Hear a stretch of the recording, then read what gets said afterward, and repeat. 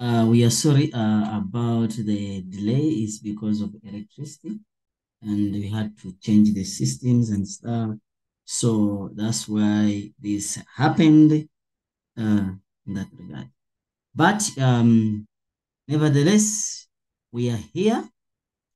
Let's start without wasting time. But before we start our discussion, I want us to go through these terminologies. Just very fast, in 1-2 minutes, we go through the terminologies. At least we know that we are covered with that. Yeah. All right. Let's go through very fast. They're saying that number one, so let's use 2 minutes so that we are done with this. The allele that does not influence the phenotype when found in heterozygous state. So this allele, it does not influence. So it means that it is a recessive allele. So the position of a gene on a chromosome, we call it a locus. Then you're saying that the physical and the function expression of a gene, how do we call the physical and the function expression of a gene? We call it phenotype.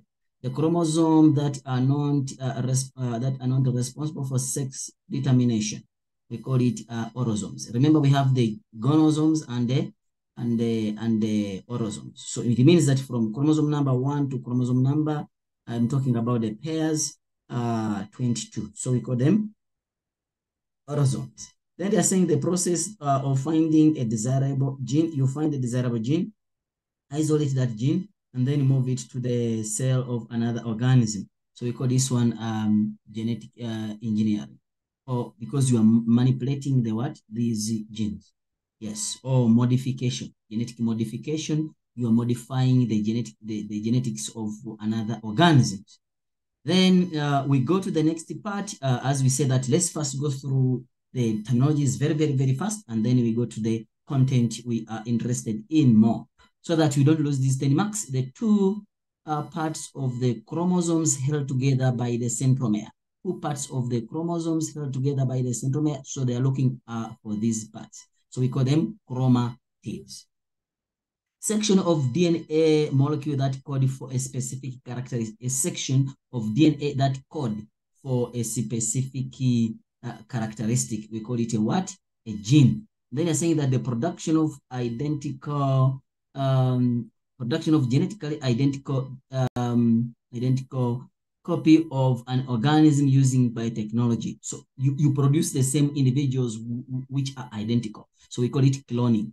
So we are saying that deliberate breeding of organisms for desirable characteristic selected by human. Can talk about artificial selection, because you do that, you select artificially, you select by the help of the manpower. Like what you want is what you make the organism to continue. But if it was done by natural, then it would have been natural selection. So you guys, if you have any question, you let me know.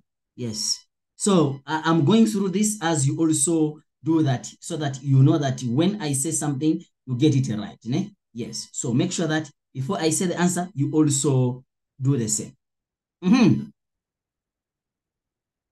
Hey guys, don't forget that you are focusing for a distinction. Then you're saying that the deliberate breeding of organs, so we are done with that.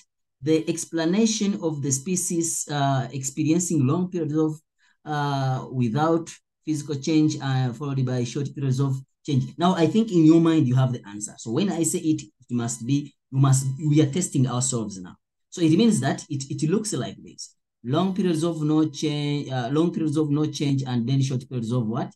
It must go like this, the ladders. We call it punctuated equilibrium. So if they bring two graphs and one is like that and one is like the ladder, then you just know that steps, you know the steps.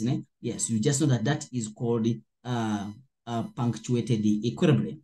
Then the phase of meiosis, during which homologous chromosomes separate and start moving towards the opposite poles.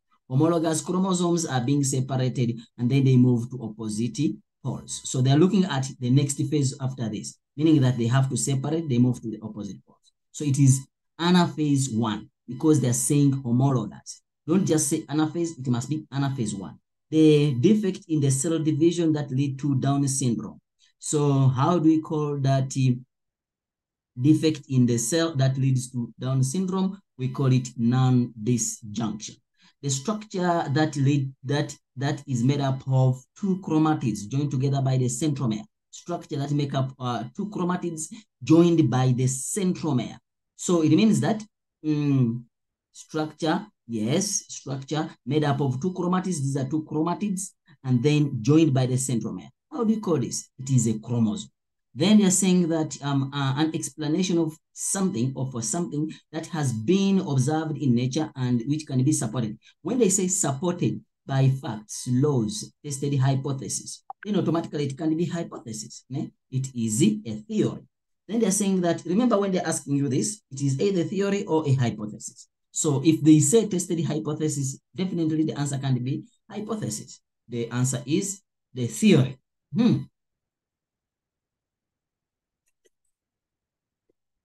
We go to the next question. Guys, if there is anything related to the sound and the sound is not clear, let us know. Maybe there is echo, maybe you don't hear me properly, something like that. Or I'm too fast, you let me know. Eh? Yeah. But because you wanted to finish this in 2 minutes, at least, yeah, the similar structure of different organisms that suggest they have a common ancestor. Similar structures. Whenever you say similar, it is homo. It starts with the word homo. So structures that structures means logos. When you say homo, similar, and then structures is logos. When you say logos means structure. So it is homologous structures. Then they're saying that a complete set of chromosome in a cell. How do you call that complete set of chromosome? Is a genome. So you guys, you confused, sorry, did I say genotype? You confuse three things: genome, karyotype, and a genotype. Genotype is a description of organism in terms of genetic composition or in terms of gene. And then when you talk about the complete set of the chromosome in a cell is a genome. And then when you talk about the arrangement, it must have the word arrangement. The arrangement of chromosomes, we talk about the size and talk about the structure. That's when you talk about the karyotype. I think I'm clear there. A barcode pattern formed from DNA is DNA profile. Then the bond formed between two amino acids. Guys, this bond is called the peptide bond. Please take note of this. We don't have what you call polypeptide bond. It's peptide bond. If there are many bonds, we call them peptide bonds. We only add the word polypeptide if we are talking about a chain. So if you don't add the word chain, then you can talk about poly. So it's polypeptide chain, peptide bond.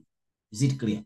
Yes, please, if you add the word polypeptide bond, is wrong. You will get a zero with big eyes, and those eyes are looking at you. So make sure that you don't say polypeptide bond. It's peptide bond. Okay, we continue. The representation of the number, shape, here is the answer. Representation of the number, shape, and arrangement of chromosomes in the nucleus of a somatic cell. So is what you call the karyotype. Opening in the nucleus, the nuclear membrane that allow messenger RNA to leave the nucleus, nuclear pore. So we have got it. I'm not writing the words because we want to finish up this so that we go to the major section. They're saying that a tentative explanation of a phenomena that can be tested. A tentative explanation of a phenomena that can be tested. You see now, it's a tentative. So it becomes a what? A hypothesis. Yes. Distribution of species in different parts of the world. Different parts of the world is geography. Different parts of the world, but distribution of species, so it must be linked to bio. So it becomes biogeography. Then they're saying that chromosomes that carry same set of genes. Chromosomes that carry same set of genes. How do you call those chromosomes? Homologous chromosomes, meaning that when they look at it, they look like that.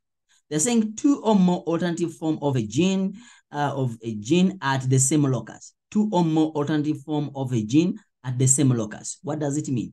Two or more alternative form of a gene. It means that either this or this, for example, or capital R, small r, something like that, we call them alleles. So they call them what? Alleles. The structure responsible for pulling the chromosome to opposite poles of animal cell. So opposite poles. You remember when you are like this, how do you call that structure which pulls the chromosomes to opposite poles? So we call it spindle fibers are the one which pull. Yes. Then they're saying that a phase in the cell cycle that occur before cell division, interphase. Cell cycle, a phase in the cell cycle. Yes, it's not, they're not saying the phase in meiosis. They're saying cell cycle. So it means that you talk about interphase. So now, let me ask you a question. Who has got all of them? 26 out of 26. I hope you are getting 26 out of 26. Yes. I'm seeing people are getting answers correct here. Thank you very much. Thank you very much. Sir, the sound is making it hard to concentrate. Let me see. I don't know the sound. Which sound? Is there any other sound behind it or something like that? I don't know. Let me know if there is something like that. All right, let's continue, guys.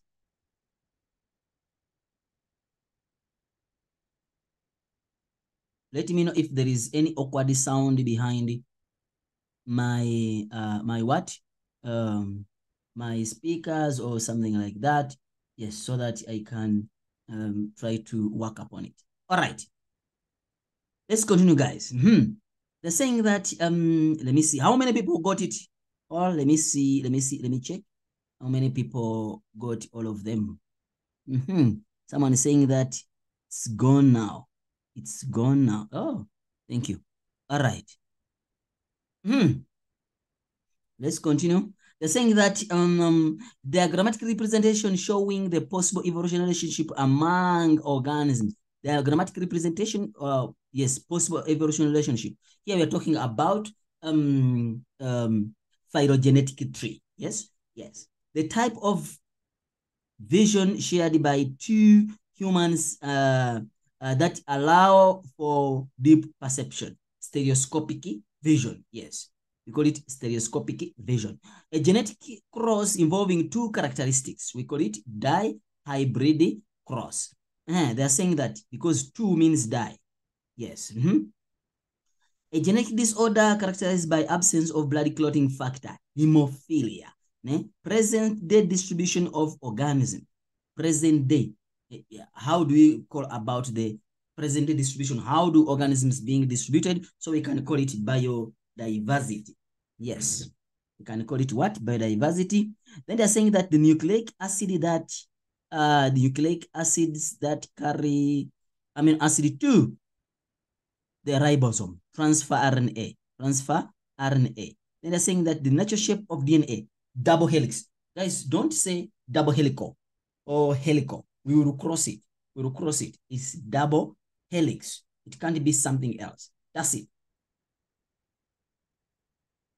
Double helix. Section of DNA that code for a specific protein. Section of DNA that carry for a specific protein. Okay, let me read again. Section of DNA that carry for a specific protein. How do you call that section of DNA? Check. They're looking at something like this. At this section, how do we call those sections? We call them genes. Yes. And then I'm saying evolution with a long period of no change followed by short periods of rapid change. Don't forget that. It is drawing it ugly. Remember, it is long periods of no change, rapid periods of change. Long periods of no change, rapid periods of change, like that. So, sex chromosome of organisms. How do you call that? Gonosomes. The descent with modification. How do you call descent with the modification? Yes, how do we call descent with the modification? Let me see in the comment below. I want to know number 37. Yes. I want to know this answer. Then in the comment, please put it in the comment. Just write 37 and then you put the answer there. I want to see if you're gonna go get it correct. A group of organisms of the same species in specific habitat. Group of organisms, the same species, yes, but they live in a specific habitat, becomes a population. The family to which humans belong, hominidae, not Homo sapiens, hominidae. Human disorder, human disorder caused by non-disjunction, Down syndrome. The stage of protein synthesis during which messenger RNA is formed. How do you call that stage of protein synthesis during which DNA is messenger RNA is formed from DNA is transcription. Then they are saying that the type of variation in humans with no intermediate, we call it continuous variation. Guys, let me just explain this just a little bit. Whenever they talk about examples of continuous variation, anything which we are born and it keeps on changing, we call it continuous variation. Skin color, size, body size, size of the shoe. Check, when you are born, you are putting on size 1, if not -1. I don't know if there is such, or 0. whatever. But now you are putting on size maybe 47. Big, such a way that is bigger than you. So it means that it keeps on increasing. So it changes. What about your blood group? If you are born blood group A, you cannot change to blood group B. Never. So blood group becomes discontinuous, while the size of the body becomes what? Continuous. The size of the color, continuous. Yes. I'm just emphasizing this because I might not give you examples when you reach there, when you're trying to do highlights. The type of inheritance where dominant allele masks the expression of a recessive allele. Complete dominance, meaning that if it's capital T, small t, this one is completely dominant over this. Therefore, complete dominance. Variety of living life forms that exist on Earth is biodiversity. Let me check if there is any comment. There's someone is saying discontinuous. Down is Darwinism. 37 is saying Darwinism. Thank you. J punctuated equilibrium. I don't see people telling me the answer. A discontinuous. It's only one person who did J. Yes. J, since you have tried to answer, you must remind me after the live. Yes, I'll give you 20 rand airtime. Yeah. However, that's not a correct answer, but you have tried. Yes, I'll give you 20 rand airtime. Yes, but I know how I'm gonna find out that it's you. Don't worry about it. I'll find out. Yes, so 20 rand airtime, Jace, is for yours. Congratulations for that. All right. Let's continue. So the type, if you go back here, you're saying the modification by descent J, the answer is supposed to be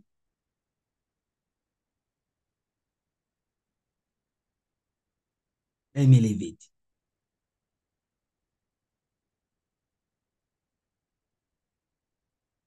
Let me leave it. Let me see if I can have some more.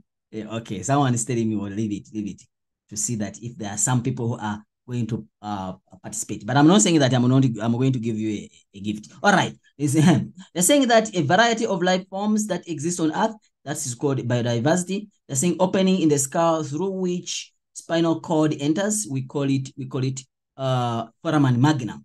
The testable statement that can be rejected or accepted, it is a hypothesis. Total disappearance of species from the Earth, we call it what?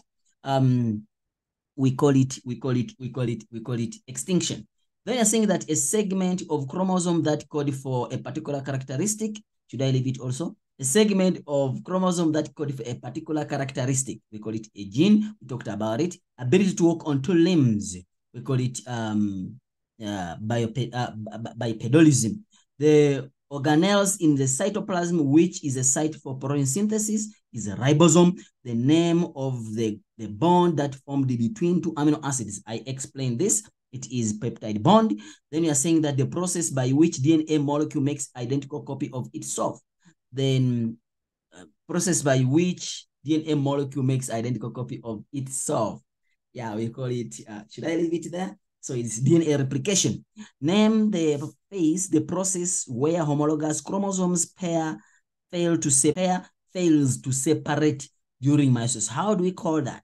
We call it, they're saying the process is now disjunction, fail to separate during meiosis, but which phase is anaphase, ne? Yes. So we call it what? Now disjunction. Permanent disappearance of species from the earth is extinction. They're saying that testable statement that may be rejected or accepted. I don't know why they repeated it, but is a hypothesis. The type of nucleic acid that carry amino acids, we call it transfer RNA. The selection of breeding, the selection and the breeding of organisms with the desirable characteristics by human. How do we call it?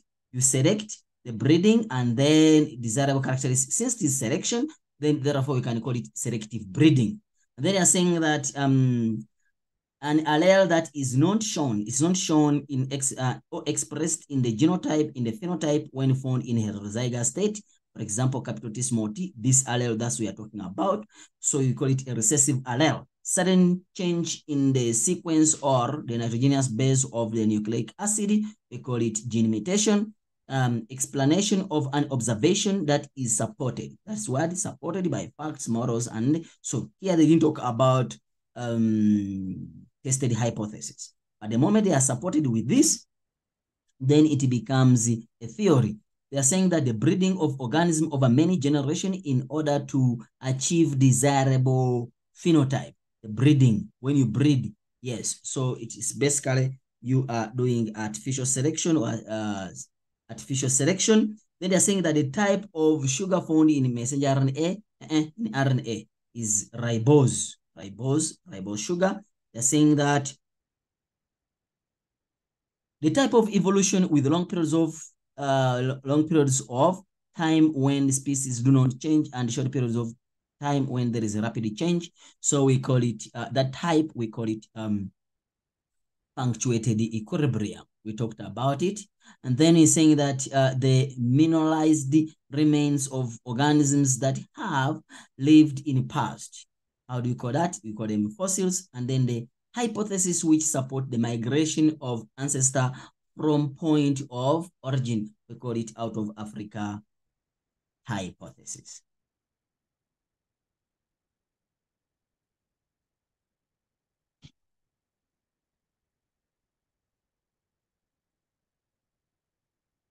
Yes. So here is, how do we say this? We say that this is the comparative anatomy. Let me just show you just something small before we go there. Yeah, this is what they are. Another comparative anatomy. Modification by descent. If you look at our distinction material, yeah, it gives you the perfect answer there. Yeah, sometimes they ask you modification by descent, which means comparative anatomy. Sometimes they ask you these structures, whereby you're supposed to tell us that these structures are called homologous structures. So if they ask the process, then it's going to be modification by descent or comparative anatomy. But if they ask you the structures, which is under here, we call it homologous structures. That's why I said, let me know the answers people are giving out. All right, 62 is a ribosome out of Africa hypothesis. Thank you, biotechnology. Lucia, okay, thank you. Yeah, guys, I think now we have got it. Now, let's go to the section whereby what to focus on DNA, what to focus on other topics so that, guys, we don't lose it. We have to look for a distinction today. Yes, the distinction must click. Yes, must click. Yes.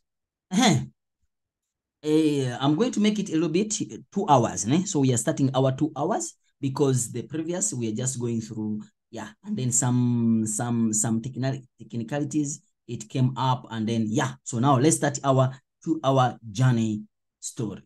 All right, guys, on DNA, what are you supposed to focus on when you go to DNA? Let me just remove this. Sorry. Yes.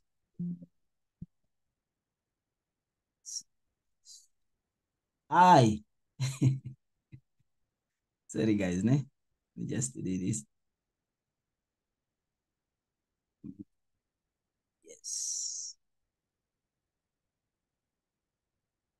Yeah.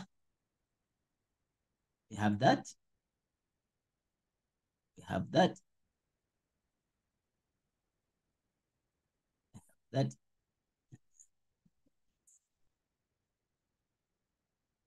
Yeah. Now I think we are done. Let's start now. Guys, on DNA, don't look at that diagram. I'm not talking about the diagram. Guys, on DNA, there are some things which you're going to ask you. And then if you don't know them, you're gone. Yes. Okay, now let's see. Guys, if they ask you, describe the structure of DNA, what do you say?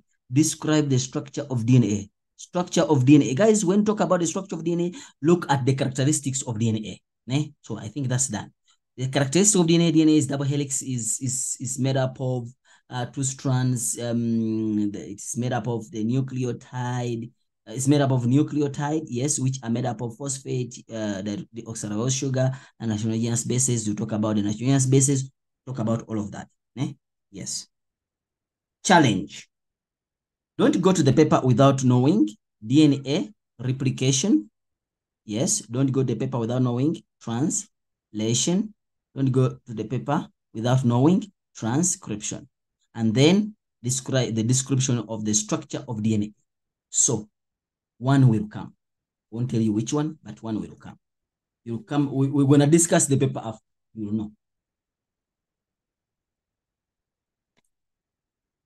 And then now, if they ask you a question that give the difference between DNA and RNA, that one is simple. You can talk about everything you know. Make sure that you draw the table. Don't leave it hanging like this. You want a complete table. You mentioning this, you writing like this, and you say DNA, and the other side you say RNA. Guys, put DNA, put RNA, close the table. If you don't know anything, at least you got a mark. Yes. If they ask you to tabulate, draw a table, put the title, close the table, leave. If you don't know anything, yes. If you know something, then write something, yes. I'm done with that. But now the challenge comes in when they ask you that give the difference between DNA nucleotide, nucleotide, and RNA nucleotide. Here, you only look at the nucleotide of DNA, the nucleotide of DNA and the nucleotide of RNA. And there are only two differences in there. DNA has, don't talk about the phosphate because it's the same. DNA has deoxyribose sugar and RNA has ribose sugar. And then DNA has thymine, RNA has uracil. Done. If they ask you about what? About the nucleotide. Is it clear? If they ask you the difference between DNA replication and transcription, you have to know the differences, DNA and transcription. We're going to spend a few minutes here. I'm only going to focus on the things which you fail. Which you fail is what I'm going to focus on. Yes, too much. Then we are saying that DNA, you talk about DNA, in this case, in DNA replication, two strands act as a template.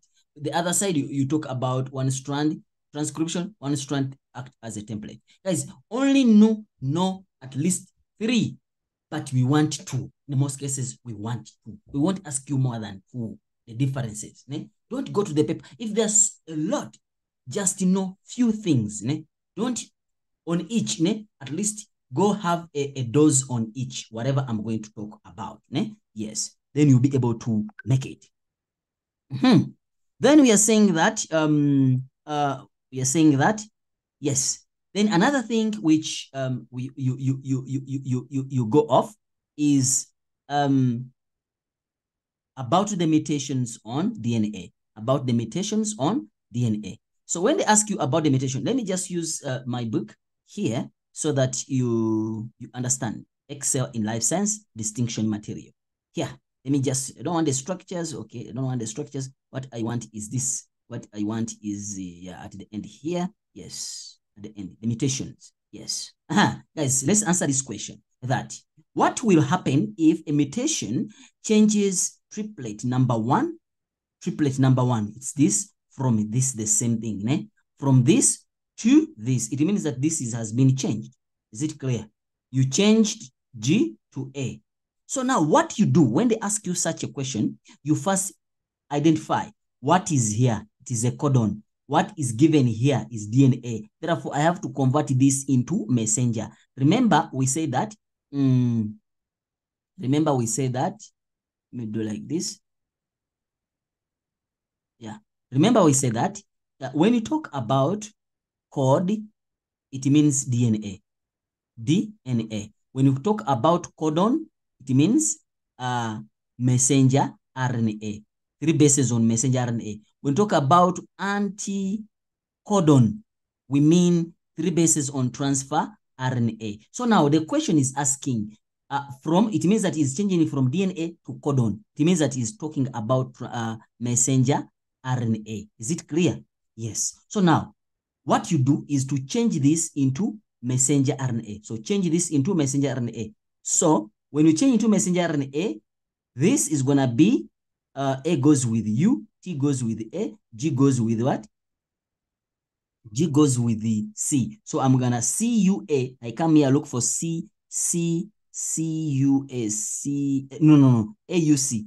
AUC. Where is it? US is triosine. So this is triosine. UCA, isn't it? Then what about this? Now I change it again. Also is U. It's gonna be. It's gonna UAU. What does it mean? UAU is also triosine. So it means that a change from this to this, yes, will lead to this USC, from USC to UAU. That's the first mark. It will, you converting this into codons. You understand? Into codons. Is it clear? Which will code for the same amino acid, triosine. Therefore, there will be no change in the protein. Why? Because it's the same amino acid which is being coded for. Can I repeat it? I said, when they bring such a question, I know when they bring it, and I know it will be there. When they bring such a question, students lose these marks. Change in this, first find out, changing, because here it might be tRNA, and here is codon. So you change into the codon, which is messenger RNA. Is it clear? So change from ATG, basically result in this, and the change in this result into this. Is it clear? And these two, they code for the same amino acid. Therefore, it does not code for a different protein. It's like me calling you, let me check. Let me check here. It's like me calling you Lerato, Lo, Lailo, whatever. Ne? Sorry if I pronounced you wrongly. Ne? I can call you Lerato, or I can call you whatever, ne? The second name. I don't want to pronounce it badly. Ne? Yes. So if I call you the other way around, you say yes, sir. When I call you with another name, you also say yes, sir. You understand? So it means that they are coding for the same amino acid. However much the codes are different. Is it clear there? Yes. Then, what about base triplet number 4 from, yes, base triplet number 4. So this is the first instance. The second instance, what will happen to a protein if the base triplet number 4, ATA, is changed to ATT? So ATA, I have to convert it because the DNA, I need them to be in messenger RNA. ATA is going to be, T goes with A, U. And then this one is going to be U. So now I say that this will change into this. Okay, this will code for this, and this will code for this. Cool. That's point number 1. But what does this code for? AAU. AAU is valine. What about UUU? UUU, is it valine? No. Where is it? Do we have UUU? No, man. It's not UU. Yeah. What am I doing? It's AAA, ne? It's AAA because T goes with A, T goes with A. So it's AAA. So what am I looking for? Is the AA is proline. So it means that if you look here, this one code for valine. valine, while this one code for proline. Proline, you see? So it means that these two, they are different. Is it clear? So it means that even the protein will change. It's like calling you Carabo, and then I call another, I call again Cabero. And Cabero is different from Carabo. You see? Yes. So it means that now this will code for this will code for this, of which this code is for valine, and then this, you write this in full, that AAA, ne, which code for proline. Therefore, a different protein will be formed because of the different amino acid. That's the scenario number 2. Scenario number 3. Yes, one scenario will come. Ne? Explain what will happen to a protein if DNA base triplet, or if DNA base has changed. Yes. There, they have not talked about you have to interpret it automatically. If the DNA sequence has changed, one base has removed or has been replaced, whatever, it will lead to a different sequence of messenger, which will lead to a different sequence of transferrin A. Yes, which means a different sequence of amino acid. You understand? Hence a different protein. Different sequence of DNA will lead to a different sequence of messenger RNA, which leads to a different sequence of transferrin A with its amino acids, which leads to a different protein. That's the study scenario. The first scenario, it might not change the protein. Therefore, the protein is not going to change because the amino acids are being coded by different codes as we saw it. The second scenario, they can code for a different amino acid, meaning that valine and proline, for example, therefore a different protein. Or they can ask you what will happen if DNA base sequence changes or messenger RNA sequence changes. So you start from messenger RNA sequence. If it changes, it will lead to a different sequence of transferrin A with its amino acid, hence a different protein. Guys, don't go without knowing those things. Lastly, on DNA, it's this. Let me just use this example, but you still have questions. You still have questions we can use. Please, please, please, don't go to the paper without knowing that. Someone is telling me they have given you T or C. Just in mind A and C. Yeah. So guys, make sure that you guys get the things right. Yes. If you have any challenge, let me know. Yeah. Lucy, Lucia. Yes, you're saying adenine join. Yeah, I made a small mistake, but yeah, I saw it when I was trying to. Yeah, I'm always a human. I can make a mistake. Yeah, but when I do it, sometimes when you talk, you can talk about something else, and then what in mind is something different. Yeah. All right, but I'm sober today. I'm sober. I don't drink and smoke. So I'm sober. All right. All right, let's continue to the next. Guys, don't go without knowing how to label these things. What is this? It is amino acid. What is this? Is ribosome. What is this? What is this? It's transfer. You see, it is a T. Guys, check. It's a T. tRNA. If you don't know it, try to see if that T will come up. Check. You see? It comes out. It's a T. So it's a T transferrin. Guys, this is not a protein. It's a polypeptide chain. Protein is 50 amino acid and above. Is it clear? So this is DNA molecule. This is messenger RNA. This is nuclear pore. This is the nuclear membrane. Please go when you know how to label these simple things. Is it clear? Yes. This is the transcription. It occurs in the nucleus. This is translation. It occurs in the cytoplasm. Therefore, if they ask you what is this space, is cytoplasm, and what is this space, is the nucleus. Yes. Lastly, but not the least on DNA, so that we go to meiosis. Two things on here. The first thing is if DNA is 30%, if adenine is 30%, what is the ratio of guanine to cytosine? What's the ratio of guanine to thymine? Let me just say like that. Guys, you have to know how to do the base calculation. A goes with the T, C goes with the G. If this is 30%, automatically also this is 30%. So 30 plus 30 gives me 60. So remember, this is percentage, né? Percentage means 100. So 100 minus 60, it gives me 40%. So this 40% is for these two. So divide by 2, so it's going to be 20, it's going to be 20. That's not the answer. They're saying the ratio. So it's going to be G to T, whereby G, where's G? G is 20, and then T is 30. So I divide by 10, I divide by 10, so I get 2 here, and then I get 3 here. You know what we're going to do? The first objective we're going to do, we're going to say that 3 to 2. Because when you saw 3 and 2, you just say that it's A. And the last one is going to be 2 to 3, because you don't want to read everything. Make sure that you read everything, because there is most correct answer. I remember in paper 1, whereby they gave a correct answer halfway, correct? And there is the most correct answer just down. You understand? We always try to trick you to see that, yeah, you are off. But I know since you are here, you won't be off.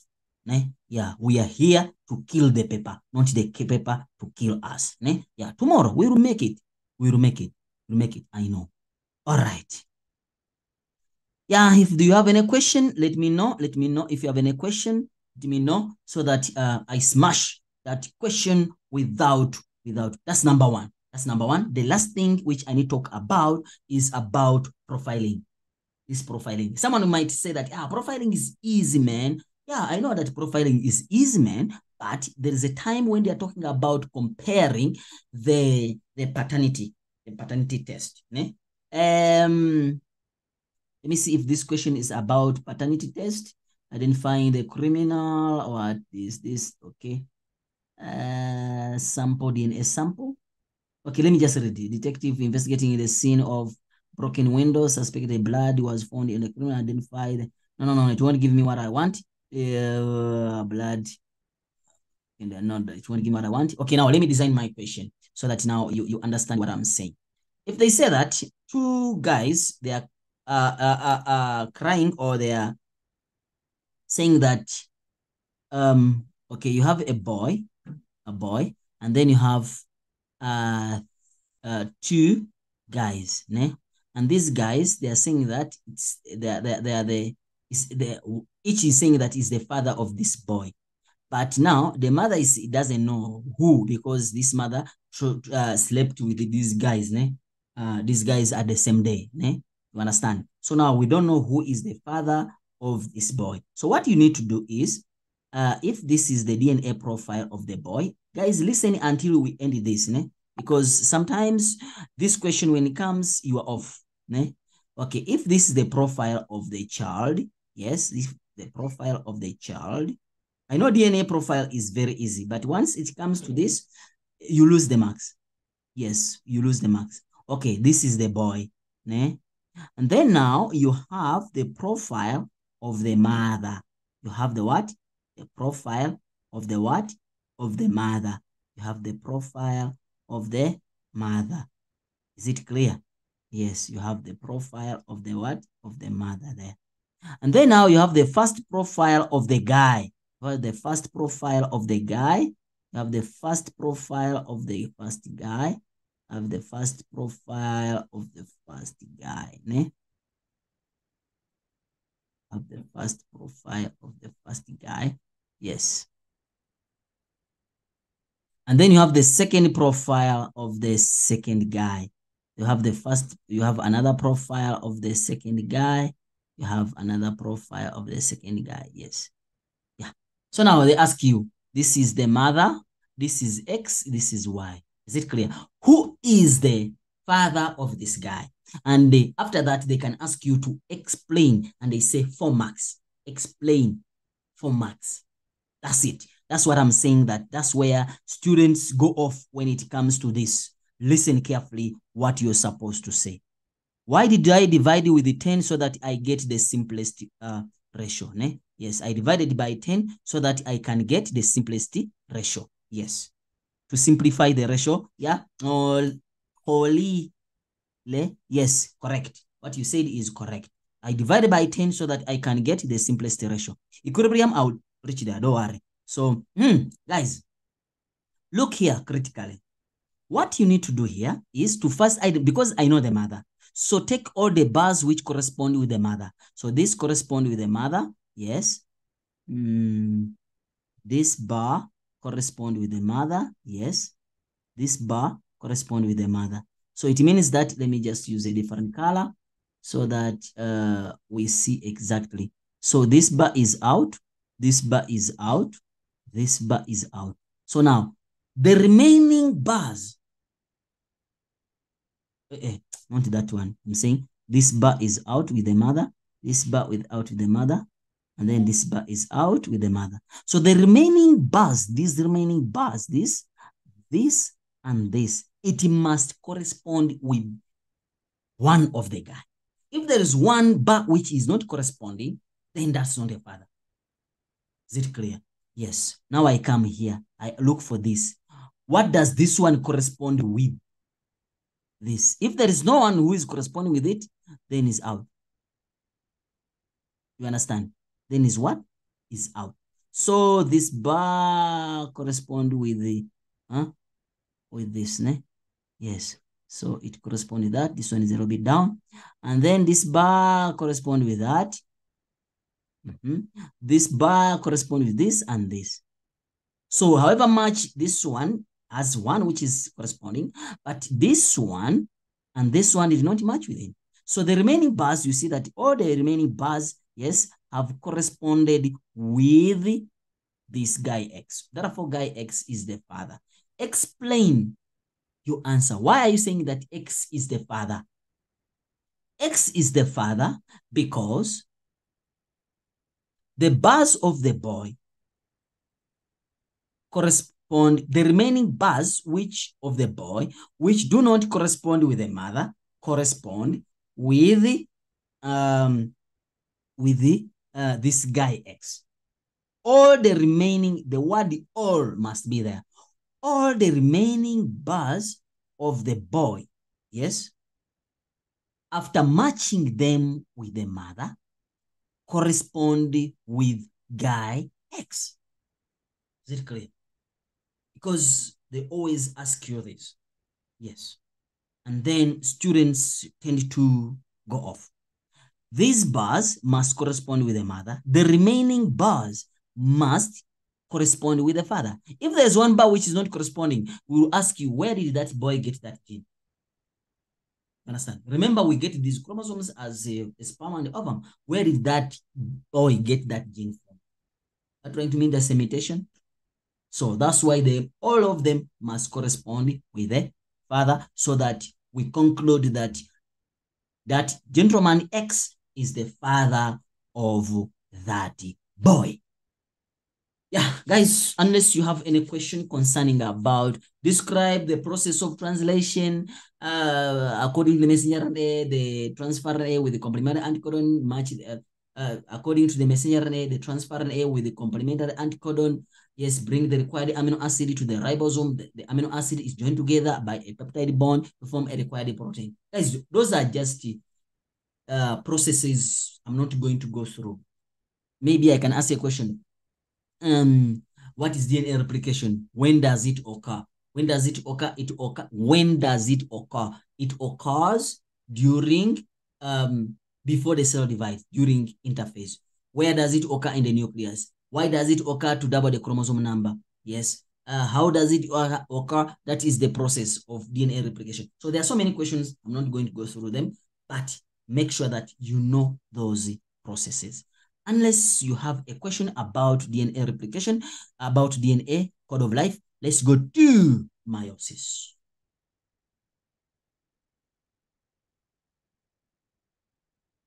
Yes, when we talk about meiosis, guys, there are some things which you need to talk about. See, this is a transfer. Okay?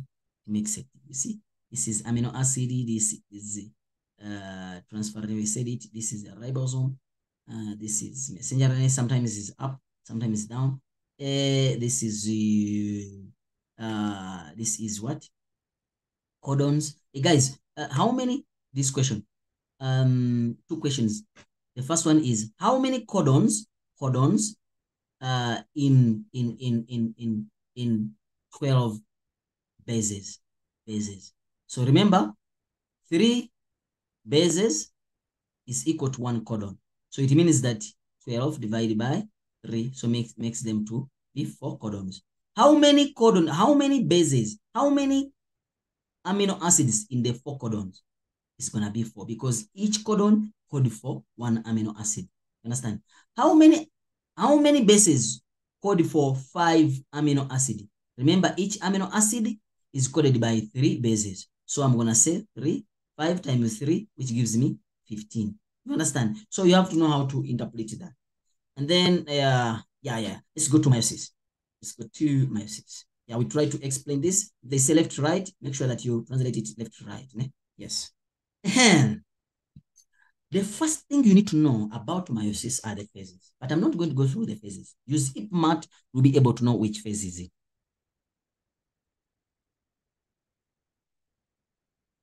But guys, something is itching me.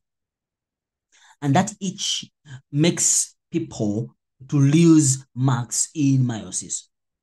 Number 1, identify phase in diagram 2, diagram 1, diagram 3, and diagram 2.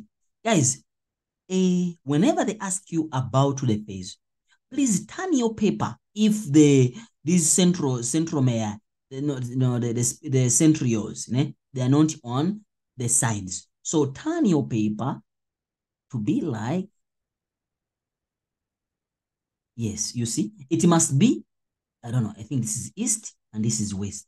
If I'm not a geographer, I hope this is the correct.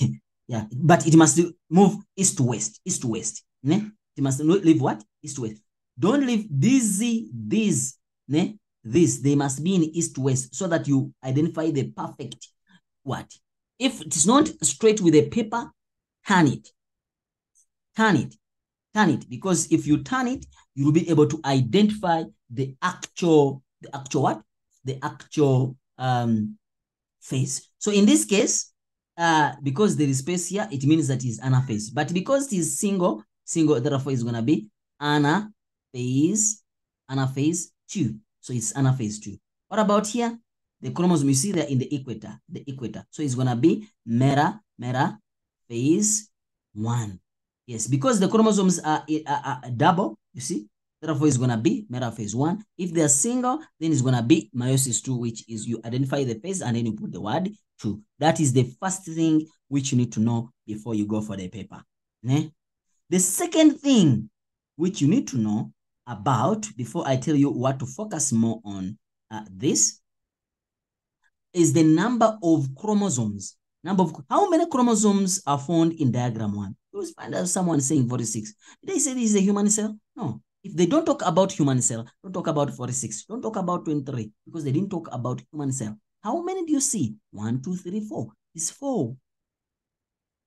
How many chromatids found in diagram 1? It's 1, 2, 3, 4, 5, 6, 7, 8. It's 8. Chromatids they're talking about. How many chromosomes will be found at the end of division of diagram 2? Yes, because this is meiosis 1, therefore it's going to be, since there are 4, therefore it's going to be 2. Yes, that's the number of chromosomes will be found at the end of meiosis 1. Now the question comes, how many chromosomes will be found in diagram 2 if this was a human cell? Now, they said, if this was a human cell, because this is meiosis 1, human cell, therefore there will be 46, or there will be 23 pairs. Yes, I think I'm clear there. That is point number 1 about meiosis. Point number 2 is about the karyotype. This is where also you lose marks. Describe the structure, describe the karyotype. It's fine. You can describe that from this karyotype is for a male. If you see this is for a male, this is for a female. Because here, the chromosome number 23, they have the same size and shape. While this one is big, one is small. Yes, therefore it means one is X, one is Y. But now, if they ask you to describe the karyotype, it's made up of 46 chromosomes, which are arranged in pairs. From pair number 1 to pair number 22, we call them orosomes. The 23rd pair is called the gonosome. The gonosome has X and Y. If it is a male, has X and X. If it is a female, the X is longer than Y. So you describe what you see. But if they ask you, how many autosomes are found in P? Please, guys, don't just say that is 23. Sorry, don't just say that is 40, 40, 44, or is 22 pairs. No, count them, because sometimes maybe chromosome number 6, we put them 3, whereby you say 1, 2, 3, 4, and you don't see that, you don't recognize. Look at chromosome number 21, but it's better to count them 1, 2, 3, 4, 5, because you'll find out. You won't just ask you a question, how many chromosomes are there? No, man, they will have to hide something. There must be a reason why they ask you that. Ne? Yes, there must be a reason why they ask you that. Maybe there is a chromosome which they have they have done the hiding, and then when you have to identify where they have hide that. Guys, give it or don't panic. Take your time, read the question 3 times exactly. If you feel like you don't understand, skip it. Yes, why right? What? Start, if you see that things are not working out, start with what you think is right. I'm telling you, don't panic. Don't panic because you have not seen the diagram, Yeah, the diagram is known. This time they have brought it in terms of what? So why are you skipping? Skipping what? I'm not skipping anything. Yeah, I'm going to come back. I'm trying to talk about the things. After that, I come back to those questions. Ne? Yes. So guys, make sure that you concentrate on those karyotype. Make sure that you know how to identify them. Give a reason. Give one observable reason why state the gender of P. P, where is P? This one. We say that this P is what? Is a what? Is a male. Why? Because the chromosome number, the pair number 23, it has 2 different chromosomes. One is X, one is Y, or one is big, one is small, meaning that one is X, one is Y. Yes, that's number 2. That's where people fail. Number 3, non-disjunction. Non-disjunction. You see this? This is a non-disjunction question. Yes. Whereby when they ask you to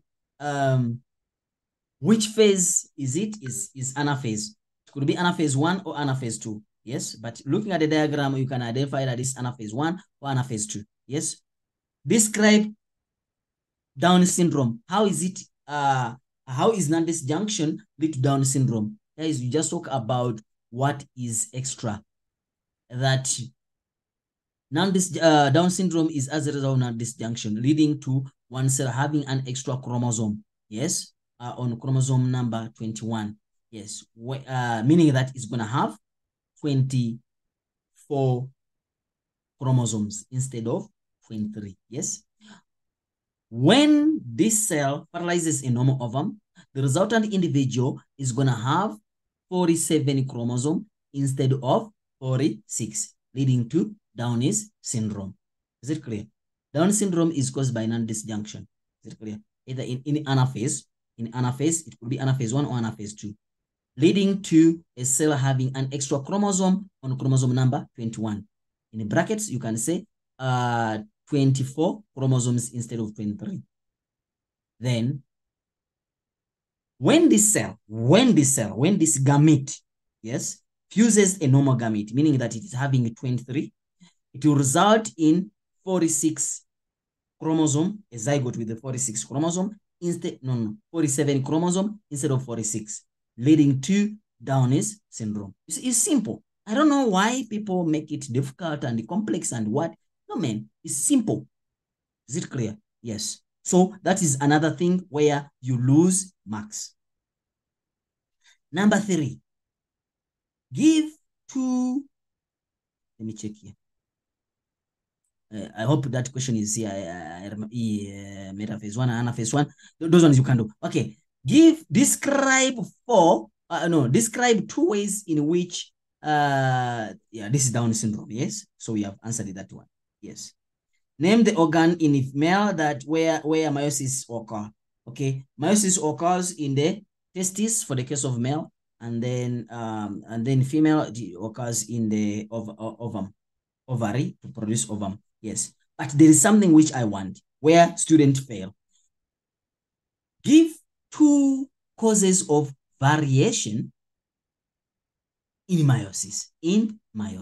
Guys, they are saying in meiosis. in meiosis. They're not talking about the causes of variation. No, they're saying about in meiosis. So what are you supposed to talk about here? You talk about the the random arrangement of chromosomes during metaphase. Yes, random arrangement of chromosomes during metaphase, and also talking about crossing over during prophase 1. Remember, when you talk about prophase, crossing over, you are specific to prophase 1. Prophase 1, not anything else, is prophase 1. You don't talk about something else. It's supposed to be prophase 1. That is crossing over during prophase 1, which leads to exchange of the genetic material. So please don't go to the paper without knowing the process of crossing over. Don't go to the paper without knowing anaphase. Don't go to the paper without knowing metaphase. Yes, metaphase 1, metaphase 2, anaphase 1, anaphase 2. Those we might likely to bring it. Division of a cytoplasm, what does it mean? Is called cytokinesis. This division of a cytoplasm is called cytokinesis. Lastly, on meiosis, what you can't go without knowing is know how to label. What is this? In most cases, people, they call this nuclear membrane. No, nuclear membrane cannot be seen. You see, the nuclear membrane can only be seen in telophase. Yes, yes, in telophase. And in prophase, prophase. So this is cell membrane. This is chromatid. This is centriole. The dot is centromere. This is spindle fiber. Ne? This is, what is this? This is a cytoplasm. So now I think you know. The last question whereby students get lost is draw the diagram of a cell at the end of meiosis, or draw the diagram of a cell after crossing over. Let me just show you. Let me just show you using this. Using this, I think I have the diagram here.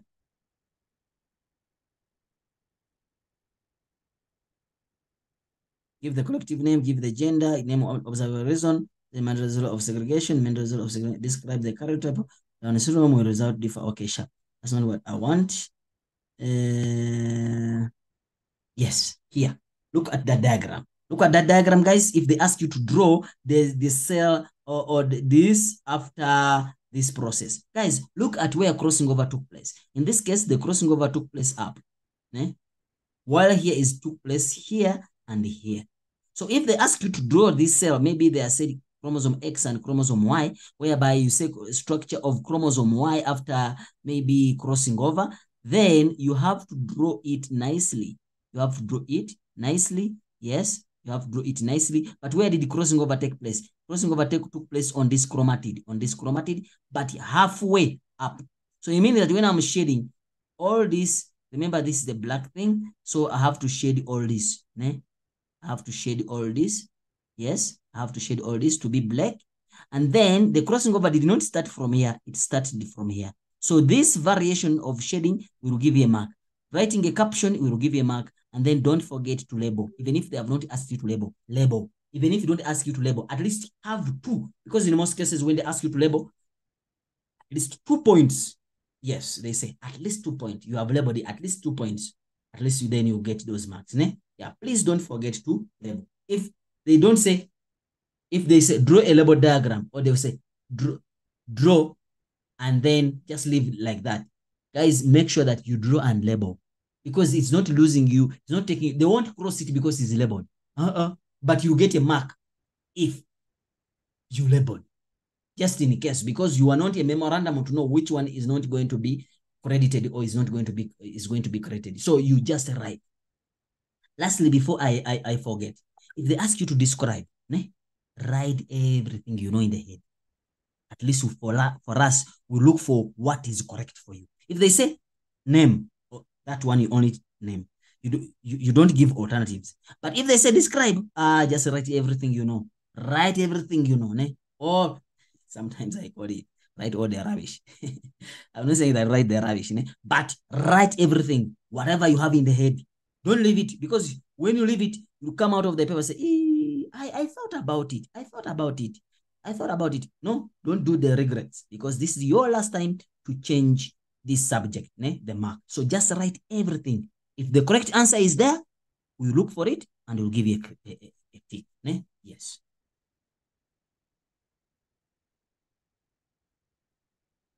Yeah. Do you have any question, guys? Comparative anatomy. Someone saying comparative anatomy. Okay. Thank you. Guys, if you have any question, you let me know, ne? Because I'm here to make sure that you get a distinction. You get a what? A distinction. Distinction. Yeah. Make sure that the distinction clicks because we want it and we will get it. We will get it. Yes. God willing, you know me, when in my region we say, Inshallah, Inshallah, we will get a distinction. God willing, we will get a distinction. That's what it means. All right. Check this. Check this. It's simple. You guys, I'm winding up now. Ne?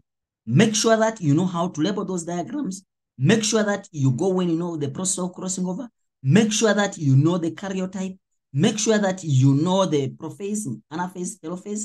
Make sure that you know when you go there, when they give you a diagram, it must be east to west. Those spindle fibers, they must be east to west, meaning that you have to turn the paper. Turn the paper. No one is going to ask you, why are you turning the paper? It's your paper. No one is going to ask you whether you turn it, whether you write upside down. Doesn't matter. Turn it so that you identify the things correctly. You understand? Yeah, these phases, they are confusing people to identify. Please don't make a mistake. It's the last time for you to identify what is it. Let's try to label this and then you see. How do you call C? Is the centromere. How do you call this? The point where crossing over takes place is chiasma. How do you call this? We call it chromatid. How do you call this? Because they are chromosomes and crossing over, we call it bivalent. Yes, we call it a bivalent or bivalent. Yes. Or you can call them, sometimes you can call them, they can correct you when you say homologous chromosomes. Yeah, but scientifically we call it a bivalent. Bivalent, ne? Or bivalent. Ne? Someone might ask me the spelling. Yes. So identify, okay, we have done that. Name two ways in which structure A and B is similar. Structure A and B. How are they similar? How are these two structures similar? They have the same size, ne? Same size and shape. Good. Number two, they have the same location of the chromosomes. Not same chromosome. They are not the same chromosome. If they're same chromosome, you'd have looked exactly the same as your father. Yes. So they have the same position, locus, ne? Same position of the genes. They have the same position of the genes. Describe the process at D. So they are looking at describe the process of crossing over 5 marks. The homologous chromosome come together. They cross over at a point called chiasma. They exchange the genetic material between two homologous chromatids, and then they separate, and then they form genetically different chromosomes. So basically, that's what you need to explain when it comes to that. I'm not going to use too much of the distinction material, but I know that you guys, you will make it. Lastly, before I go, where does meiosis occur in male? It occurs in the ovary to form ovum, testis to form spermatozoa, then in plants, ovary to form ovules, anthers to form what? Grain. That's it. Hey guys, I feel good when you guys are feeling good. Ne? Don't panic, ne? Because when you panic, you make me panic. Ne? Yes. So make sure that you don't panic. Ne? Yes. Make sure I repeat. Don't panic. You're gonna make it. Let's go to genetics. Genetics. What I'm supposed to talk about genetics. Genetics. So we have used 1 full hour. Remember, we said that we're gonna discuss this paper for 2 hours. Eh? So we have used 1 full hour. So let's go to the second hour, that is genetics, and 30 minutes, and then 30 minutes for evolution. And then we know that we have smashed.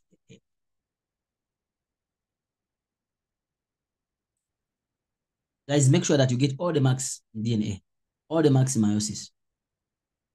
Yes, guys, in genetics, we'll talk about genetics. Terminologies, you know, I'm not going to talk about the terminologies. But go when you know that a circle means a female, and then a box means a male. Is it clear? That's number 1. Number 2, when they give you a question, identify whether it's a sex linked or a non-sex linked. I repeat, identify whether it's a sex linked or a non-sex linked. How do I differentiate between the two? Sex linked, they will mention it that is sex linked disorder. Always read what is on top here. Is a sex linked disorder. Is it clear? Make sure that you read it. If they say sex linked disorder, definitely you have to use X and Y. Male, there will be X and Y. Female, there will be X and X. If it is not a sex linked disorder, please don't use X and Y. However much they have talked about same and carabo, and you know that this is a male, this is a female, please don't use X and Y if they have not mentioned that this is a sex-linked disorder. I think I'm clear there. Number 2. Let's do one example on sex-linked recessive allele. One example, sex-linked dominant allele. One example, non-sex-linked. The first one, identify whether it's a sex-linked or non-sex-linked. Okay, now we have identified here that is sex-linked. The second thing you need to know, guys, I repeat, and I'm putting down the pen, the mouse. I wish you could see me the way I'm begging. Please, let me come closer to the mic. Please identify whether it's caused by a dominant allele or a recessive allele. I repeat, identify whether it's caused by a dominant allele or recessive allele. Because if it is caused by a recessive allele, the one who is homozygous recessive is the one who is going to be affected. If it is caused by a dominant allele, the one who is homozygous recessive is going to be normal. Let me show you using here. This diagram is saying. So it means that it's caused by a recessive allele. Ne? They said it here. Ne? So it means that the one who is shaded, they're saying that is affected with the disease. Therefore, this person is a male because the sex linked is going to be that way. While this is a female, is going to be small d, small d. Is it clear? This one is a male, is going to be capital D, Y. Okay. Question. What about if it's caused by a dominant allele? Perfect. This is caused by a dominant allele. Yes. Okay, let me first finish here so that I don't confuse you. Now, let me go to the questions and see how many generations are shown here. It's 1, it's 2, it's 3. So there are 3 generations. How many kids listen carefully. How many kids are sons of 1 and 2? How many kids are sons of 1 and 2? 0.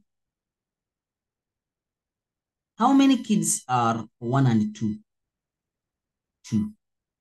Remember that this is not a kid of this. This is just came and married this daughter.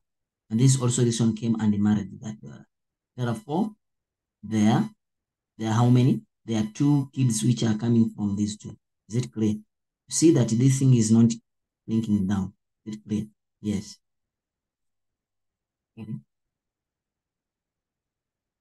I'm done with that. Let's go to the third question. How many family members are in this phylogenetic tree? Family members. It's 1, it's 2, 3, 4, 5, 6, 7, 8, 9, 10. They are saying family members. Is it clear? They're saying family members. Don't say that this is not a family member, unless you're telling me that your father is not among the family. It's a family member. But if they say how many kids for this, then I think now it's clear you know what you're supposed to do. Yes. That's the third thing. If they say that this cross with this, produce these kids, do a genetic cross. Because we are in the second generation, so it's going to be P2 F2. Is it clear? If they say this, it's going to be P1, F1. I think I'm clear there. Yes.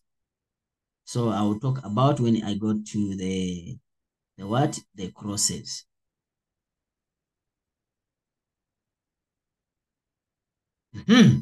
Then we go to the next, what you're supposed to know.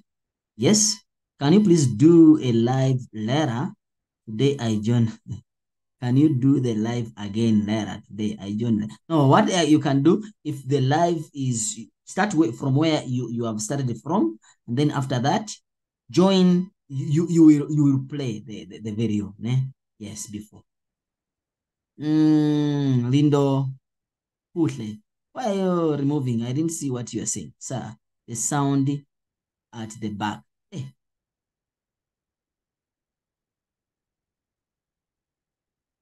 someone saying there's a sound at the back.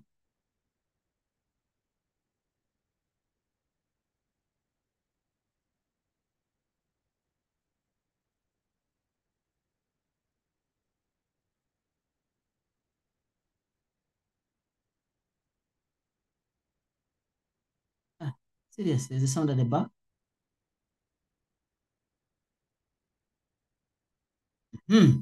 Okay, let's go to the next question. Uh,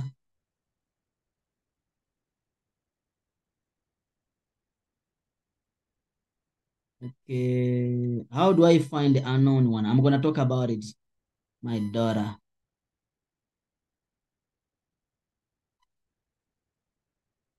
Um,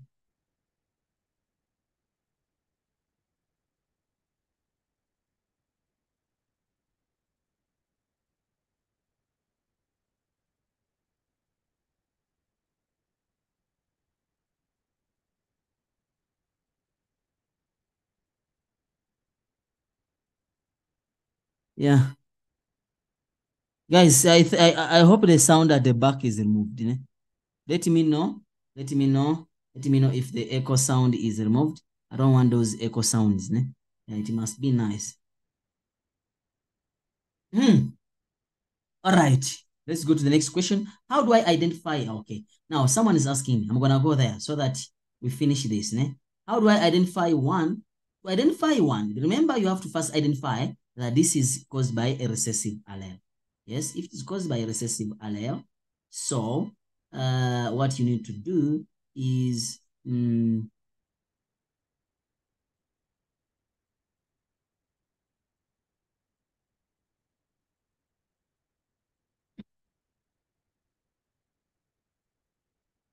okay, what you need to do is, okay, this one is XX, but this person is normal. Therefore, it's going to be capital D. I don't know whether it's going to be a capital D, small d, or capital D, capital D. But they produced a kid who is sick. Therefore, this kid is sick with it. Don't just say sick. Sick with what? With the disease. So automatically, one came from the father, one came from the mother. Therefore, this mother cannot be like this because it gave rise to this. You see? Whenever they ask you to identify, make sure that you look at the kids. Yes, which kind of kids they have produced. Therefore, we have identified that because this kid is small d, therefore one came from the mother, so therefore the mother is like this.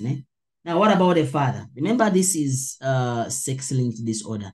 Yes, if one came from the mother, then definitely another one came from the father. Therefore the second x, the first x is like this, or the x is like that. Therefore the father is affected with that disorder. Don't just say affected. Affected with the what? HIV, sickle cell, flu, corona is affected with what? With the condition they have talked about.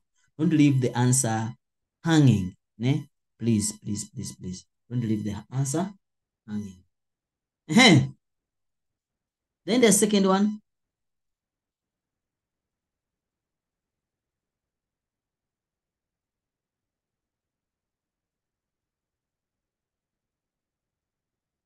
Um,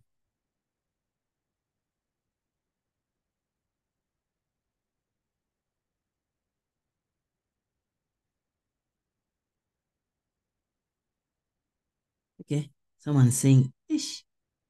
Hey guys, just give me 2 minutes. Let me check why. Why is it?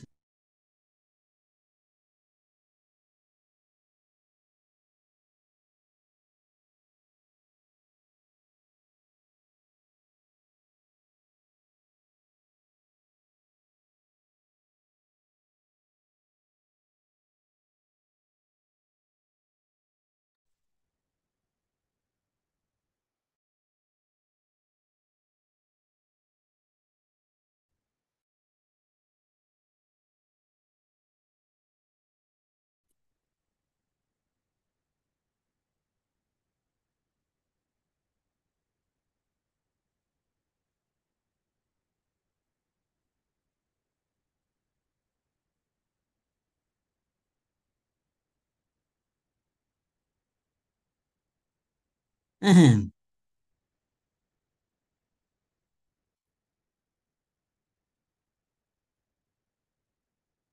I hope the sound is gone.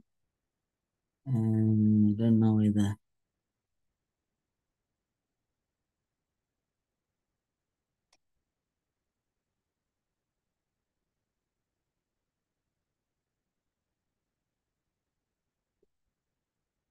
Okay. I hope the sound is gone. Yeah, you let me know. Please slow down. I hope.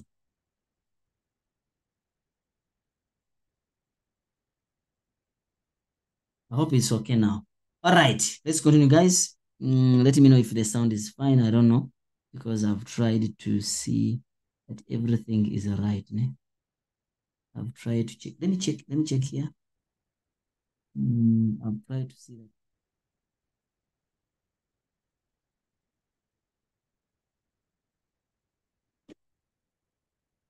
Yes.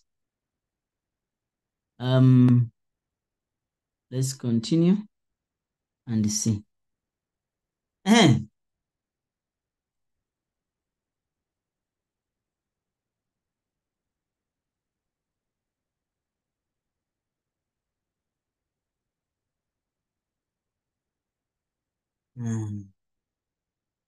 Hey guys, I think that sound, I don't know, because we changed the system and the system I'm using is a different one from the main one. Yes. Yes. So I had to change the stations.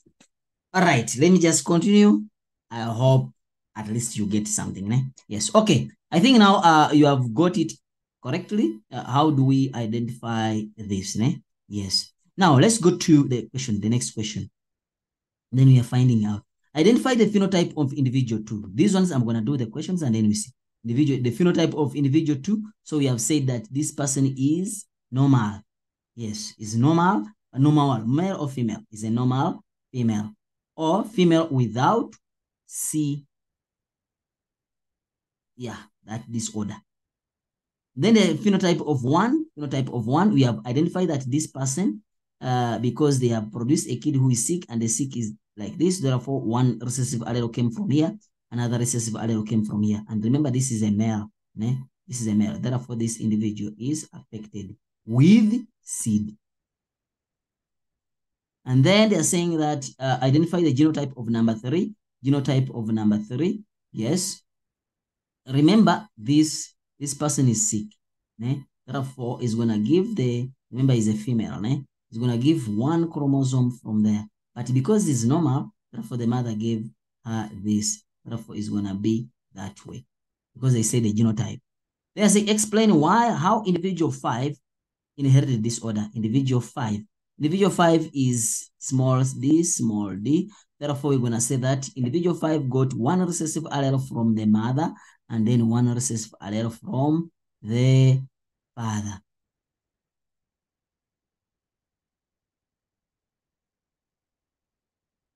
No. Individual 5 is a male, Is a male. Can't be from the father. Father is normal.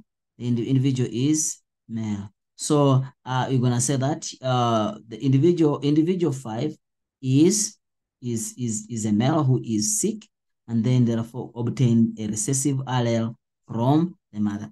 Where is these 2 marks? You have to tell us that individual 5 is affected with this disorder and is received one recessive allele from the mother who is number 4. Therefore, I think that's how you can try to explain. But now let's go to A. Guys, the problem comes in when it is caused by a dominant allele.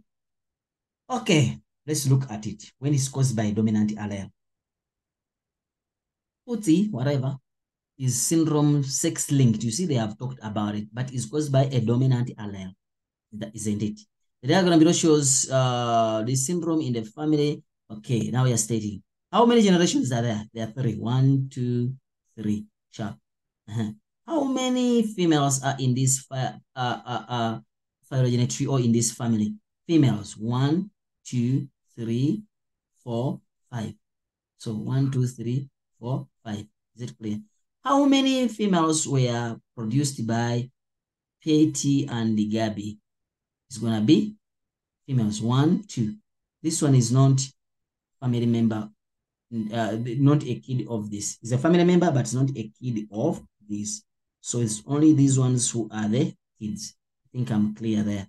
Then now we go to the next question, whereby they're asking you. They're asking you.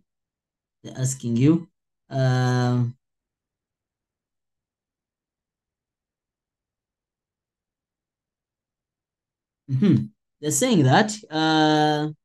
They're saying that. They're saying that. Okay. Name the. All right. Let's find out. Remember now they're saying that this is affected, né? And then this is also affected. This is unaffected. But don't forget that this syndrome is caused by a dominant allele. Therefore, these people who are affected, they're going to be dominant. Capital D. Can it be capital D, or capital D? Sorry. X, capital D, X. Is it capital D? No. They used G. Sorry, guys. They used G. Please use the letter they have given you. Don't just use what you think is correct.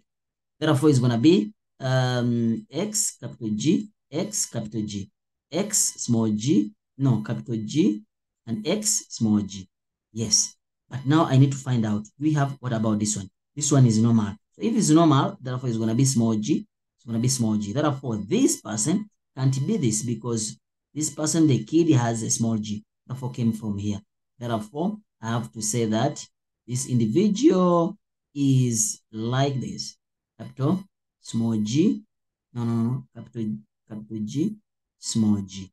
So that one is done. What about the female? The male. Remember, this is normal. If it's normal, therefore automatically is having small g. That's why this and this, they combine to produce a kid who is a female with the 2 recessive alleles. We are done with this. What about this? Is a female who is sick. Who is sick. Therefore, this female can't be homozygous dominant. It's going to be capital G and then small g. Why? Because one X came from here, then another G came from there. You understand? Yes. Now, how many, name the type of diagram is phylogenetic tree. They're saying how many female in this family? We talked about them. 1, 2, 3, 4, 5, 6. Male in this generation have, how many male in this generation 1 have what is syndrome? Generation 1. Where is the generation? The first generation. The first generation. Remember, this is a generation 3. 1, 2, 3. Because they are looking for male in generation 1. So this 1, 2, 3. They're talking about generation 1. They're saying with the disease. 0. Answer is 0. Because it's caused by a dominant allele. And then they're saying that give the male in generation 1 have what is disease. Give the genotype of Gabi. Genotype of Gabi. We talked about it because they produce a kid who is not sick. Guys, please take note which one is dominant, caused by a dominant allele, which one is caused by a recessive allele. They will have to specify that is caused by a dominant allele. Is it clear? Males in okay, we're done with that. Aju and Pirusa have another 4th child. Give a phenotype of their sons. And Pirusa. Yes, so of their sons. Remember, this is caused by a dominant allele. The moment is caused by dominant allele is easier to find. For the case of what? The sun. And then, remember this one, sun, sun. Ne? It's a Y, it's a Y. Therefore, because this one is normal, remember is recessive, is normal, therefore this one is going to be, both of them are going to be normal. Don't forget it's caused by a dominant allele. If it was a recessive allele, then they would have been affected. But the one who has the recessive allele is the one who is normal. And the one who has a dominant allele is the one who is affected with that disease. Is it clear? Yes, that is the only trick you need to know about that. The one is normal. Yes, the one who is normal is having a recessive allele for the dominant allele, if it's caused by a dominant allele. The one who is sick is the one who is having a dominant allele. You understand? Yes. Explain your answer above. Why? Because they are normal. Because Anju, yeah, who is a female, is normal with the 2 recessive alleles. Therefore, it gives 1 recessive allele to the males. You understand? Yes. Therefore, they are normal. So basically, that's what you need to talk about. When you go to a cross which involves an autosome, a non-sex linked, ne? Yes. Please, even if they talk about same and Carao, please don't use X and Y. Ne? Yeah. If they say that this also is caused by allele R, so you just say R. Ne? It is homozygous. If it's heterozygous, is R, small r. You don't put them on X and Y. That is the major difference between the two. Yes. Okay, lastly, about blood group. Then after that, we talk about the cloning. How many blood groups, how many genes control blood group? How many genes control blood group? How many genes control blood group?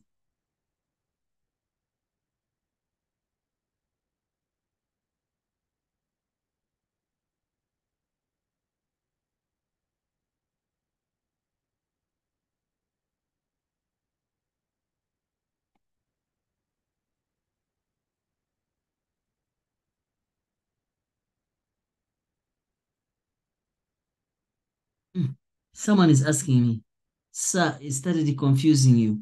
Daily interesting videos. How am I confusing you? Let me know. Let me know. Huh? How am I confusing you? Oh, where are you confused? Yeah, in this video description.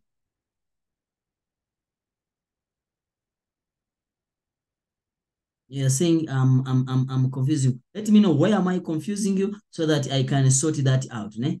Yeah, just tell me that maybe this question or this question. Yeah, so that I can sort it out. How many genes? Yeah, correct. Correct, guys. Correct. Thank you very much. Yes. How many genes control blood group? It's 1. It means that you guys watch my videos. Thank you very much. And I'm seeing live as Mbali, as a member. Yeah. Thank you very much, Mbali.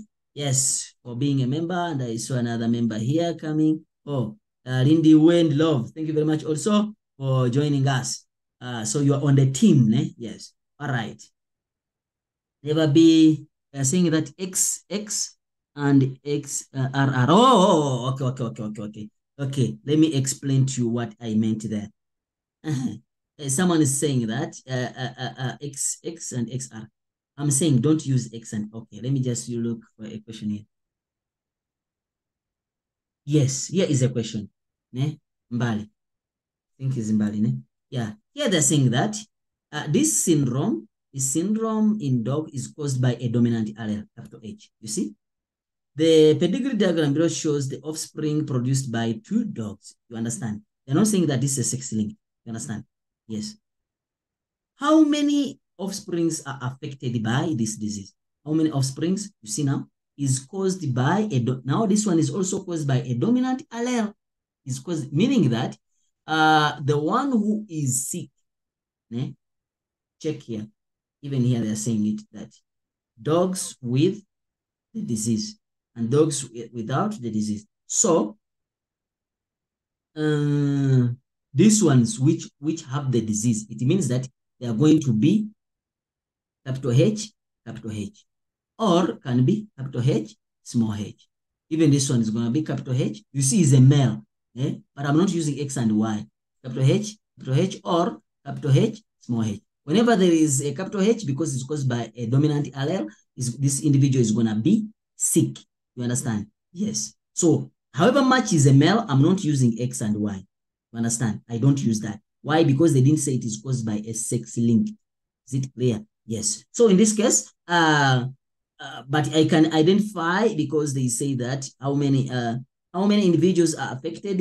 Okay, that one is simple. But now this one is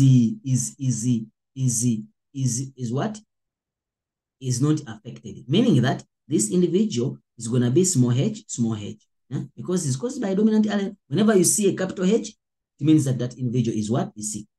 If they produce a kid here who is having these two, then automatically one came from the father and one came from the mother. Therefore, they can't be this, they can't be this. So this is like this, so that one H comes here, and then this one is like this, so that another H comes there. You understand? So when they give you a question and they don't talk about sex linked, please do not use, I repeat, do not use X and Y. Use the letters the way they have given them to you. Yes? You only use X and Y if the statement says that is caused by a recessive allele, is sex linked. You see, is sex linked. Even here they said it here is sex linked. Even they gave you what to use, that is carried on X chromosome. Is it clear? Yes. So this situation is caused by a dominant allele, but it can be caused by a recessive allele. So I think now I'm clear when it comes to that difference between phylogenetic tree and pedigree. Phylogenetic tree, guys, phylogenetic tree is explaining the evolutionary relationship among the members. You understand? Evolutionary relationship, like how did you evolve? But a pedigree is describing a character in a family. Is it clear? Is describing a character in a family. Yes. Okay, guys, let's go back to blood group. I think I've got it. You have got it. I'm no longer confusing you. How many genes control blood group, guys? Is one gene. Is one gene. How many genes control blood group? Is one gene. How many alleles control blood group? One gene, and that gene is blood group. Do you have any other gene? Tell me if there's any other gene. It's one gene, blood group. Yes. But how many alleles? There are 3 alleles.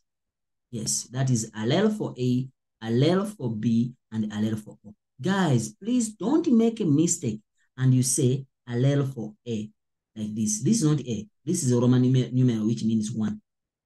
Allele for B is supposed to be like this. Allele for A. Don't put at here. Don't put them, make italics. Don't say allele for O like that. What is this? We will cross it. I is supposed to be like that. Is it clear? Yes. So allele for A, allele for B, and allele for O. So there are 3 alleles. Yes. I don't want to go to the distinction material to show everything. No.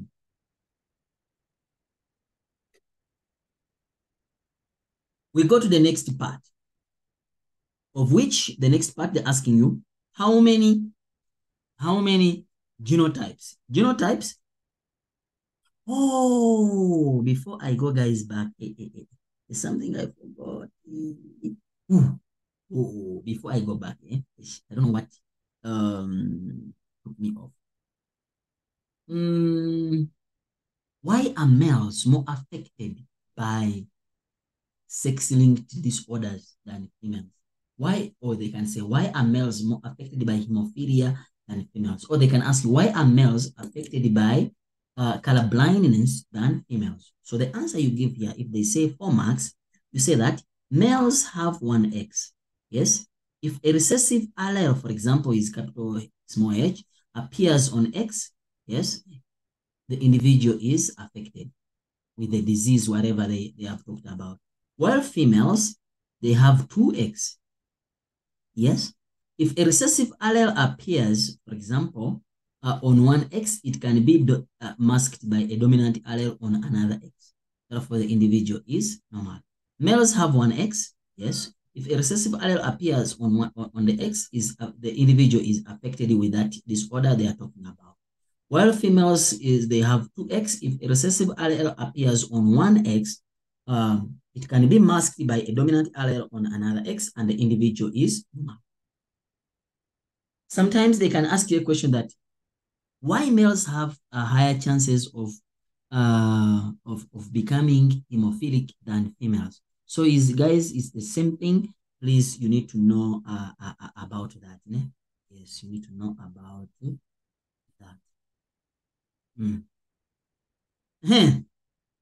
We go to the next question. Because they have one X. Yes, because they have one X. This question they can come for 3 marks. Ne? Yes. Is it possible for a person of blood group A marrying a person of blood group B and they produce a child of blood group O? Is it possible? Yes, it is possible. How do I know it's possible? You look at the genetics. Ne? Okay, here the question is A. Before even I go there, let me just answer this question, at least one question, so that, yeah. A man who is blood group AB and then who is heterozygous, marry blood group B, and then have a children. How many alleles control blood group? They're now talking about the alleles. Yes? Gene 1 is 1. Allele, there are 3. Genotype, there are 6. Phenotype, there are 4. Why am I using 4? You have A, B, O, and AB. A, B, A, B. Do you understand what I'm saying? A, comma, B, comma, A, B, comma, and O. Those are the 4 phenotypes. But genotypes, there are 6 because A is homozygous or heterozygous. Let me show you. Let me show you the distinction material, because some people, just talking, they might not take it, and they must take it long to understand my ideas. See, you see, here is what I'm saying from the distinction material. Blood group are as a result of multiple alleles. Ne? It's a multiple allele, yes, meaning that it has more alleles, more than 2. There are 3 or more alternative form of yes, this. There are 3. Ne? All right. So phenotypes, there are 4. 1, 2, 3, 4. You understand? And then the genotypes, there are 1, 2, 3, 4, 5, 6. That's what I say. Because this is homozygous and heterozygous, homozygous and heterozygous for dominant, and then homozygous recessive. Yes. Then they're saying that 3 different alleles, which are these, and then 4 blood groups or types, which we call the phenotypes. No, the genotype, the phenotypes. Yes. So it's A, B, O, A, B, and then O. That's what I'm saying. A, comma, B, comma, A, B, comma, and O. So that you understand. Yes.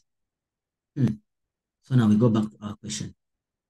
Describe the type of dominance that occur in the inheritance of blood group of woman B. Describe the type of dominance that occurs in the inheritance of blood group B. Now they're saying inheritance of blood group B. Check.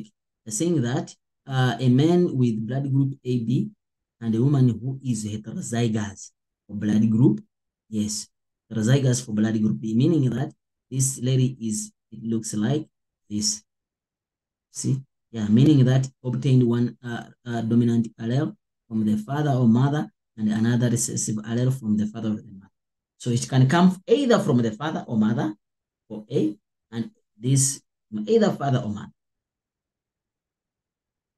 because they are not specific in that regard. Yes.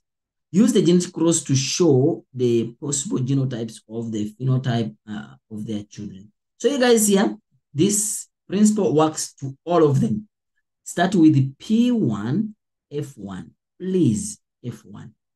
Don't just say P1 and then you leave, you finish after you say F1. You will forget this F1 and then you lose a mark. So you say P1, F1, at least we shall come here and give you a T. Is it clear?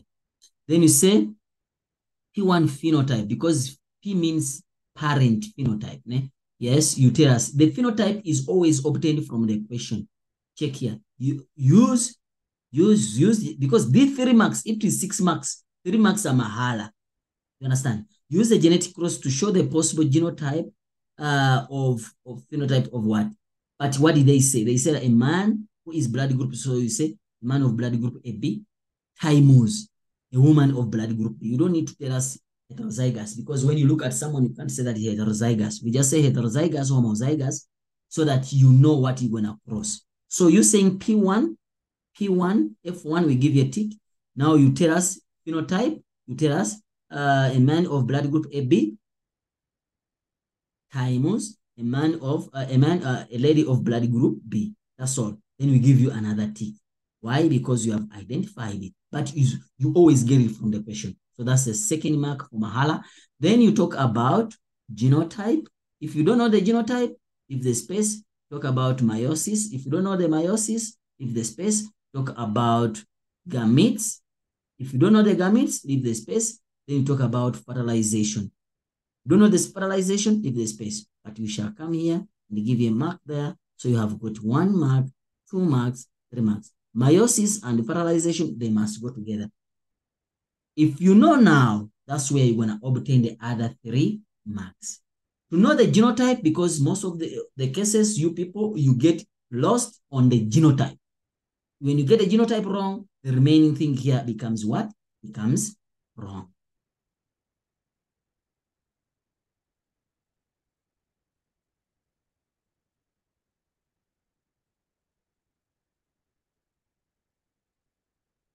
Someone is asking me, please, I answered that question.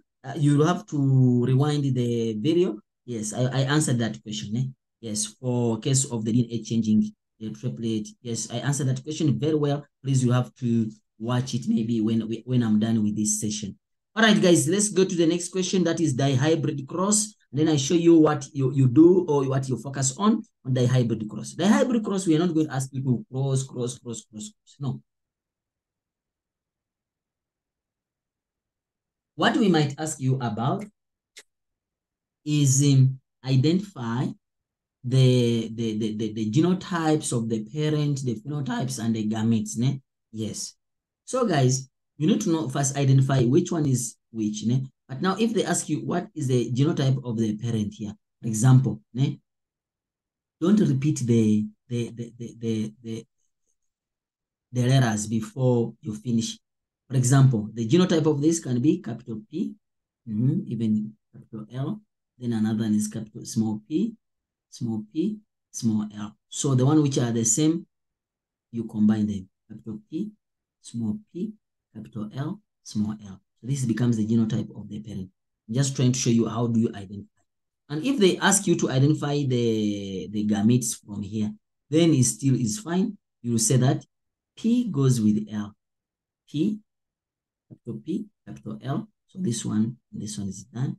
Now P again with the small l, capital P, small l. So it's done. This with this now, small p, capital L.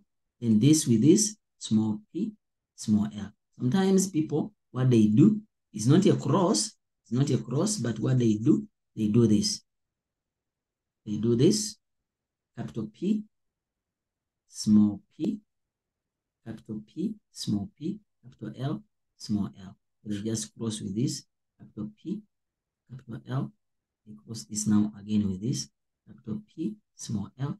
And now they cross this with this, small p, capital L. And then now this with that becomes small p, small l. See, they form the same gametes. You understand? Yes. So at least you have done. Now they can ask you, they have given you the gametes. They want you to write the genotype. Yeah, that's where the story comes from. So you start with you start with one letter, capital P. Do I have any other capital letter? Yes. So you first leave it. Ne? Do I have a small letter of the same type? Small p? Yes. If I have a small p, I write the small p there. So they are supposed to be 2 letters. But if I don't have a small p, then definitely I'll have to write a capital letter. Is it clear? I'll have to write a capital letter here.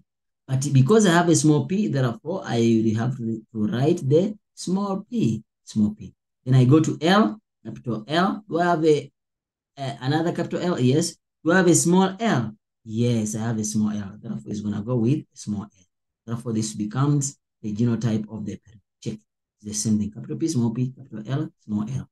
Then when you come here, it's capital P, small p, capital large L, or capital L, small L. So that's how you can identify that. Difference between transcription and DNA replication, I talked about it, guys. I talked about it. Just wind up. Just wind up. I know that you will find everything you have asked me. Eh? You are trying to ask me. Yes. Lindo, yes, I talked about it. Difference between transcription and DNA replication. Yes. And even the similarities also talked about. Then that both the DNA, double helix, unwind, they talk about both there is unzipping. Yes, when you talk about differences, you can talk about DNA is formed, RNA is formed, two templates are formed, one template is formed. So you guys, we talked about it, né? Yes. All right, let's continue to the next one. How many genes control? Once you see the dihybrid, then there are two what? How many genes? There are two genes. Ne? Dihybrid is controlled by two genes. Ne? Yes. How many alleles? Yeah, in most cases, there are 4 alleles. Yes, you find out the capital letter and the small letter. So depending on whether you see they are here. It's 1, 2, 3, 4. But there are two genes. Genes for the number of seeds per pod and then the shape of the what? The leaf. So guys, the hybrid is gonna be is simple, né? Simple. Just make sure that you do it. Né? Yes. So it's the same thing here. No one is gonna ask you to cross. Before I leave this point, I wanna ask you a question. Is it conclusive to use blood group to identify the paternity, the paternity of the individual? Is it conclusive? I want yes or no. Is it conclusive? Then once I see the answer, then I will give the reason. If the answer is correct, I will give a reason why.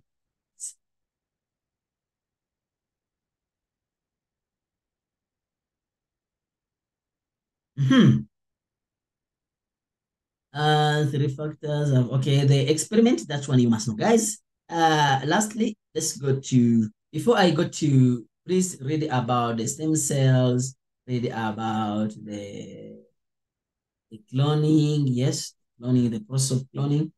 I designated a full video on cloning. Stem cells, what are stem cells? The cells which have ability to modify and form other body structures. Yeah, basically, you just need to read this and the examples of these stem cells. Yes, let me just show you here from Excel and Life Science Distinction Material. Yeah, see sources of bone marrow and umbilical cord, adipose tissues, amniotic fluid, uses, yeah, to generate new or replace the worn out cell or damaged cells, or to generate new cells, be used for research purposes. Yeah, so cloning, please know how to use this cloning. But most especially, let me just talk about, yeah, it can come like this or it can come as a doll. Doll what?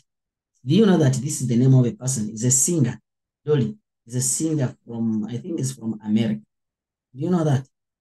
That is a singer from America. You just listen to people's songs, but you don't know that they're asking you questions and you don't know.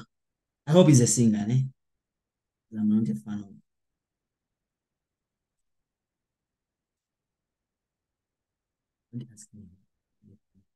Okay. Is it conclude? Okay, thank you very much, guys. Everyone is saying, sir, can you please touch on stem cells? Okay, sure.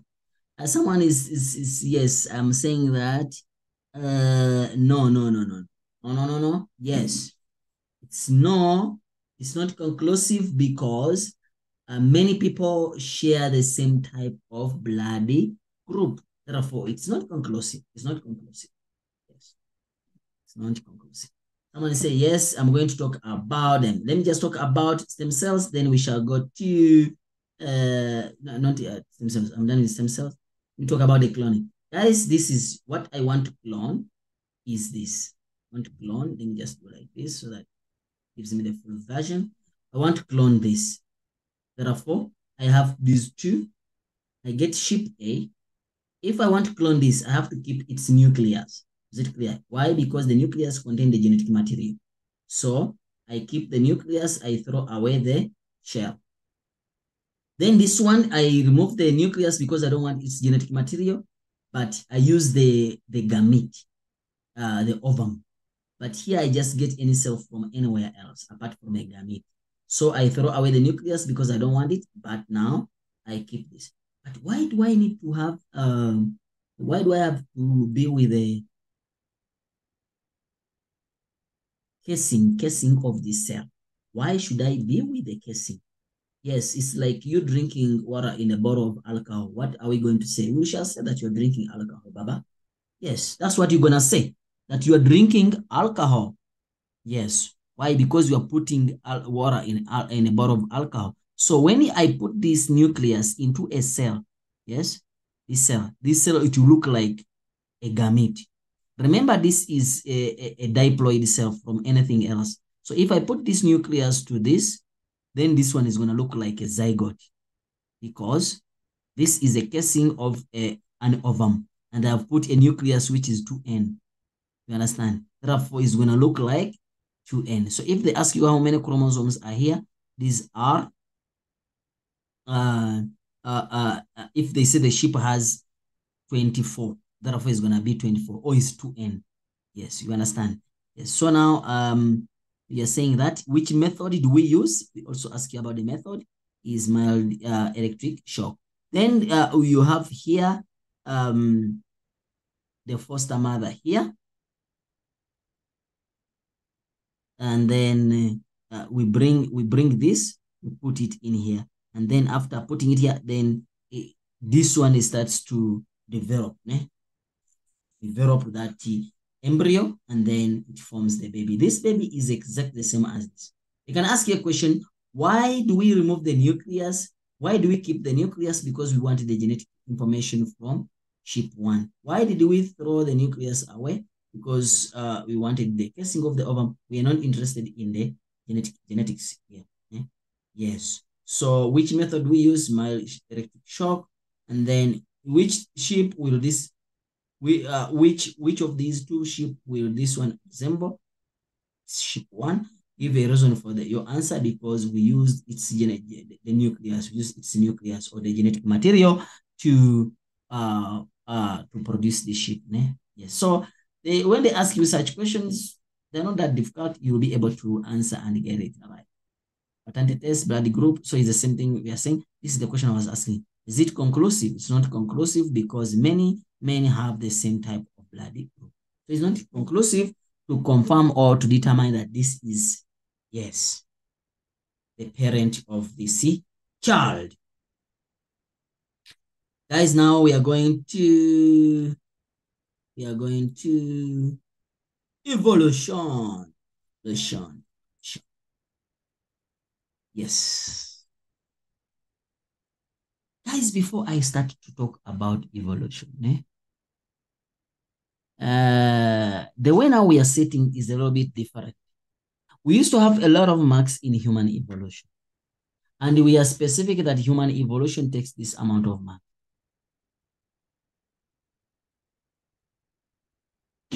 But now, it's not the case. Why? We can have more marks in evolution by natural selection, and that's what they usually do now. I don't know why. And the more they bring more questions in evolution by natural selection, the paper becomes harder. Becomes harder because they talk about, we only have few sections to set in evolution by natural selection, but they try to tilt the thing. So today I want to tell you that, listen to what I'm going to say. Be ready. Show them that you are not here to joke. You're going to get a distinction. You're going to get what? A distinction, and you're going to be set free to this world. All right, let's start.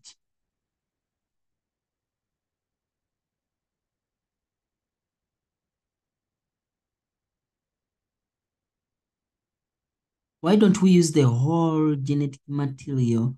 Why? So why don't we use the whole genetic material of sheep 1. Eh? So why don't we use the whole genetic material of sheep 1? Oh, why don't we, maybe you are asking me, why don't we use the whole cell of sheep 1? Ne? Yeah, it's because this casing is not for ovum. This casing, the casing is not for ovum. You understand? And so therefore it cannot undergo meiosis. It cannot not undergo mitosis too. It won't look like, ne?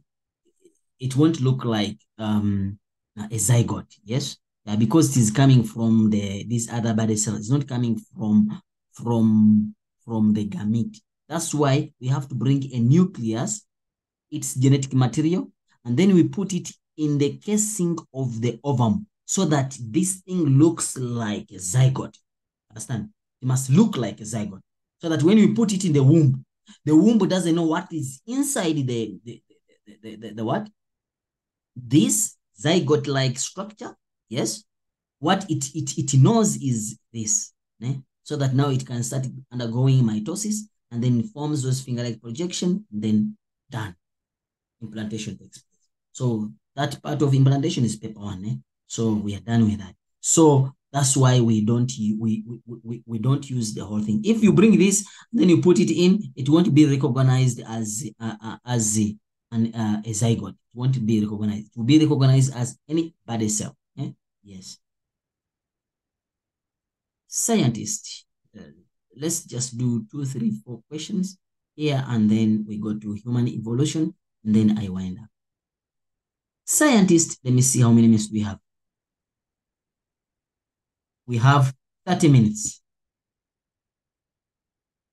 We have 30 minutes. We are saying that scientists hypothesize that these species of flighted birds arose from a common ancestor. Guys, when they bring a question of evolution, make sure that you relate to the question they have asked you. Don't just write. Don't just write. Don't use, now you find out that someone is using giraffes here. Why should you use giraffes when they said flighted birds?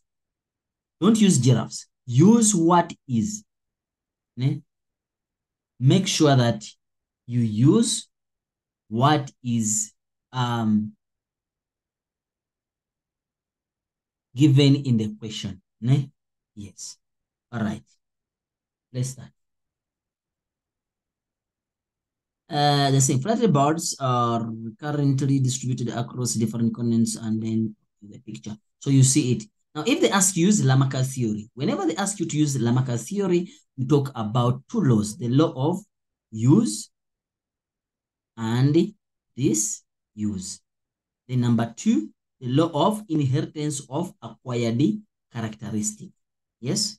So, these 2 cannot be used at the same time, concurrently, never. We'll either do the use or we'll do the disuse. So you have to pick one depending on what they have asked you. So let's look at this.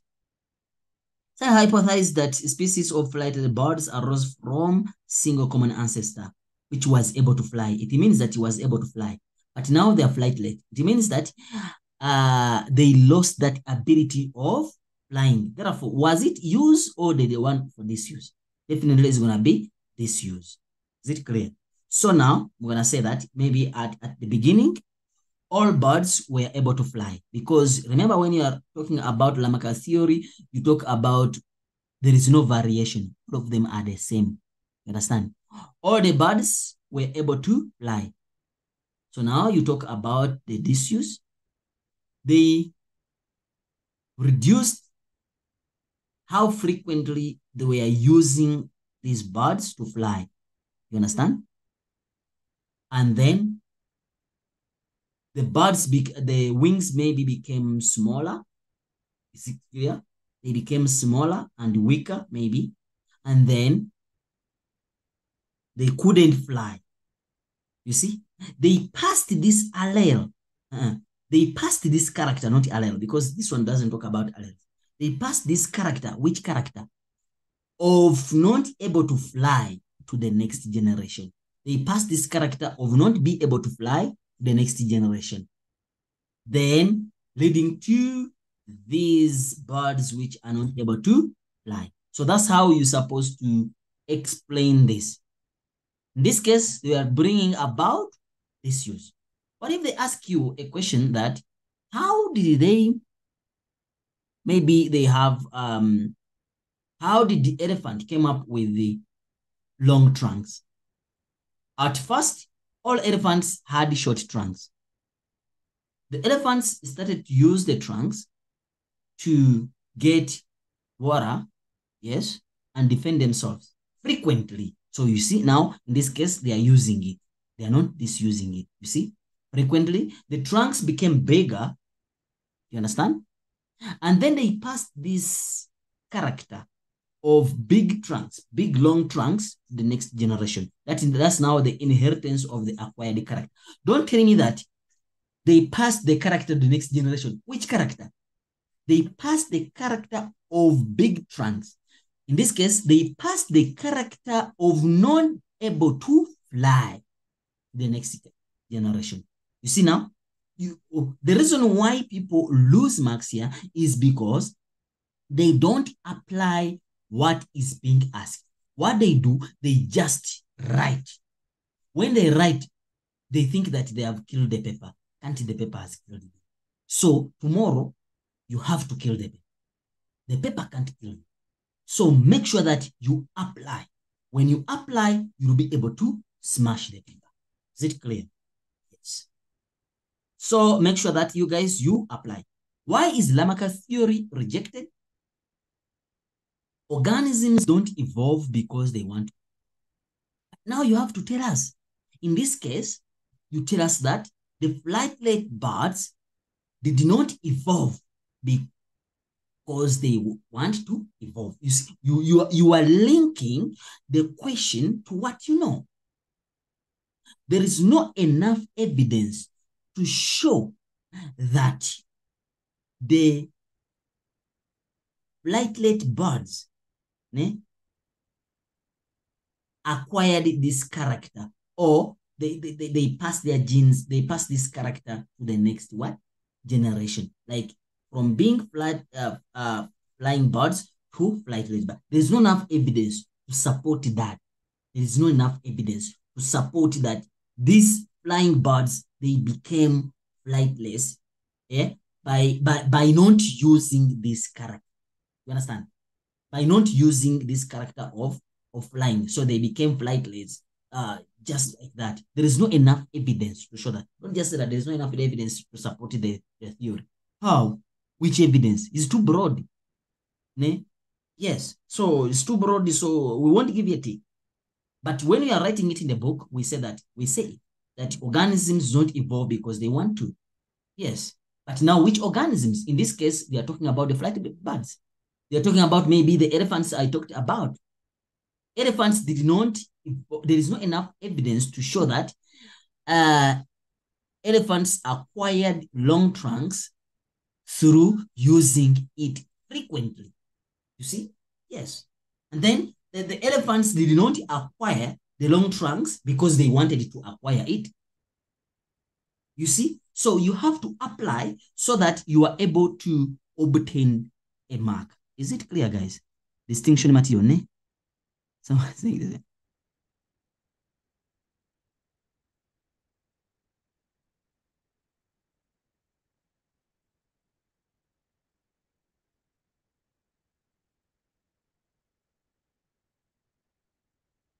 Sir, if use both, guys, that money is helping us to buy data, to do this, so that at least, the channel can continue. You have to support the channel.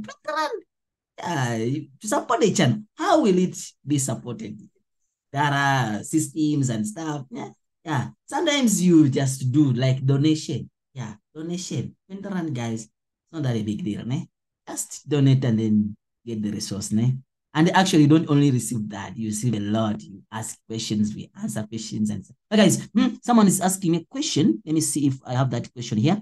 If I have that question, I'll try to answer it. If I don't have that question, unfortunately, but I had it. Let me see the one for flightless birds. How did they become? I think Do you mean this one? I think I don't have the question. I have to look at the question. Who is this asking me? Who is this asking me? Who is this? Who is this asking me? Olwetu. Magula. Or Mahula, I don't know. Yes, I don't have the question here. I would have explained it, ne? But guys, make sure that you apply using that, ne? Make sure that you apply. Ne? Yes. Number 2, let's go to natural selection. We go to punctuated equilibrium, ne? We go to natural selection. We go to punctuated equilibrium. We go to speciation. We go to present-day evolution, just to show you how to master it. Yes? Yes. Don't go astray. Give differences between Lamarck theory and punctuated equilibrium. Here you talk about punctuated. No. Lamarck theory and the Downing theory. Lamarck theory, organisms evolve because they want to evolve. If I want to be tall, guys, I will just stretch my head and then I become tall. Ne? Organisms evolve because they want to evolve. That's what Lamarck says. Don't say, no. You're looking for Marx. Then Darwinism say that no, organisms evolve because of natural selection. Is that clear? Then Darwinist theory, you can talk about the whole population change. Ne? While Lamarck theory, individual in a population change. Ne? Just mention 2.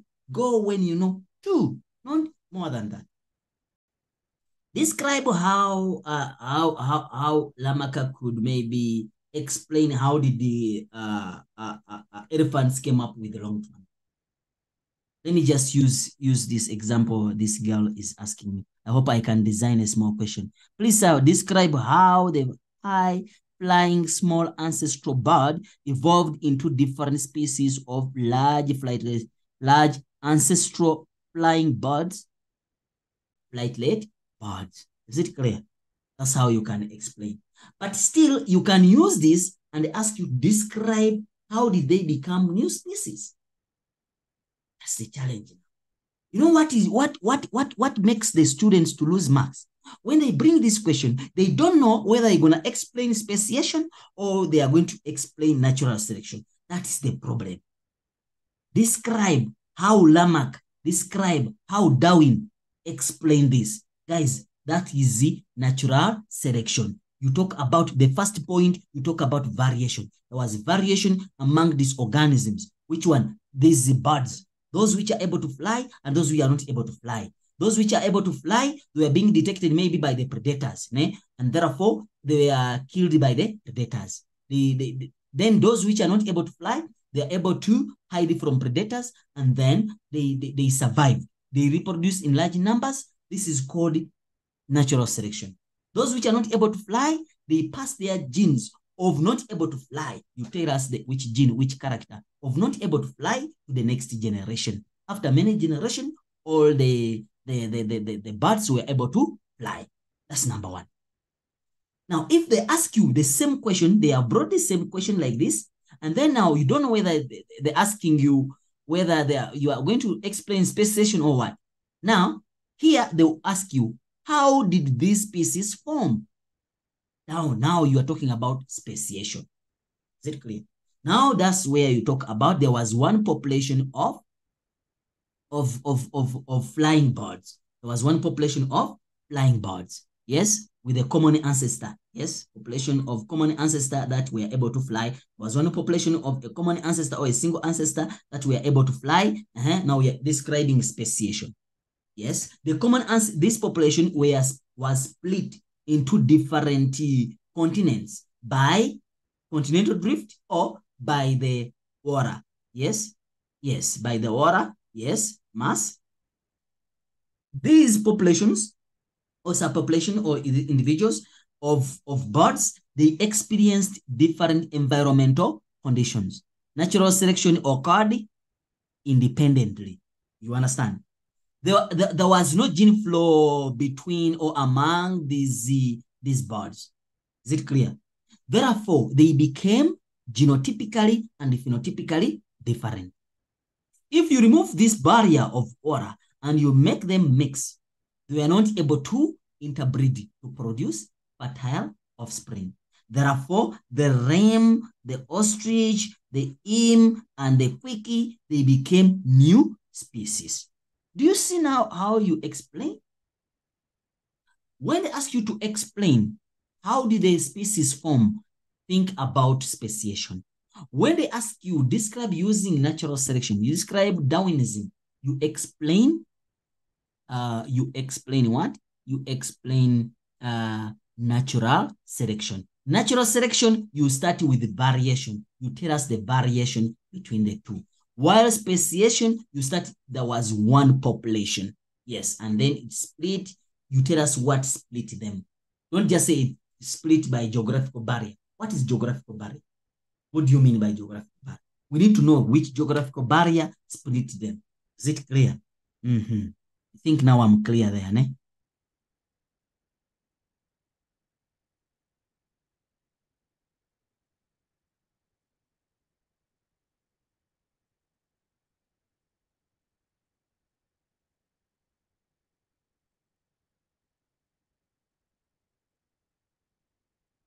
Hey, someone is asking me, which predators can eat the flying birds? Hey, are you trying to mean that the eagle can't eat those small birds? Yes, it can eat the small birds, Baba. Yes, it can eat. There are so many. Are you trying to mean that if you are the birds which are flying up, they are not being eaten by predators? They also have predators, ne? Yes, they also have predators. They have, yes, which can, yes. Yes. Guys, let's go to the next question so that at least, I think, guys, I'm clear there. Natural selection is covered, and then speciation is also covered. Guys, don't make a mistake to describe speciation without telling us what made them separate. Don't go to the paper without knowing. Here, let me just show you here the different isolation mechanisms. Different isolation mechanism. Let's talk about this is the difference between Lamarck and the Darwinism. Yeah, the different isolation mechanism, artificial selection. Yeah. These ones. Yeah, even artificial selection. No, that's not what they want. Yes, these ones. Yeah, breeding at different time of the year. Species courtship behavior, adaptation to different pollinating agent, prevention of fertilization leading to infertility of the offspring. Don't go there without knowing these different isolation what mechanisms. So you guys, I know you're gonna make it. Eh? Don't stress. Read the question. Remember what I'm saying. Have enough time to sleep so that you can remember paper 2. I'm telling you, you come out of the paper when you are happy. When you come back tomorrow here to discuss what we have talked about, you know that, yes, you will make it and you will pass it, and I'm sure you will be grateful for this lesson we have. Hi guys, let's wind up with this so that we finish up with natural selection, and I show you how to remember the names of the scientists who discovered those. Yes. Guys, present evolution can be brought into theories. Use of DDT, that's the mosquito, use of the bacteria, or use of the antiretrovirus, ARVs. But all of them, they work together. They work the same way. It's the same way, natural selection. So when you talk about this, evolution in present time, that evolution is taking place, it's talking about the resistance. So it's about the resistance. So how did the mosquitoes become resistant, or any example they have brought, and then they're talking about resistance? You talk about there is there is variation among the mosquitoes. There is variation among the bacteria. There is variation among the virus. Those which are able to survive, those which are resistant and those which are not resistant. When the application of DDT is done, yes, those which are not resistant are killed in large numbers, while those which are resistant, they survive in large numbers. Yes, those which survive, yes, they reproduce in large numbers and they increase their population of resistance. The continued use of this application you have talked about, RVs, DDT, whatever the question is asking you about, yes, will have little effect on those organisms you are talking about. In this case, they are mosquitoes. It could be bacteria, it could be virus. Hence, the resistance of mosquito has increased. So basically, that's what you talk about. So it's not that a big deal, but let's know how to apply. Variation, you tell me which variation is it? Those which are able to survive and those which are not able to survive the DDT. Those which are able to survive the antibiotics and those which are not able to survive the antibiotics. You see? Those which are able to survive the RVs and those which are not able to survive the RVs. Those which survive the RVs, they reproduce in large numbers. While those which are not able to survive, then they die in large numbers. Then those which are able to survive, reproduce in large numbers, they pass their gene of resistance to the next generation. Understand? Continued use of these ARVs or antibiotics or DDT will have no effect or little effect on these organisms. Therefore, the resistance has increased. So that's what you talk about. Let's go to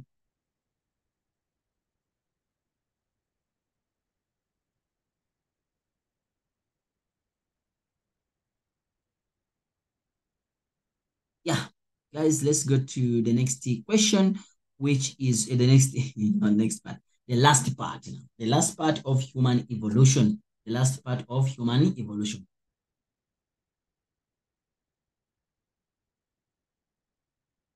In human evolution, what you need to talk about is you need to talk about the family to which humans belong. So this one is cool. The family to which humans belong.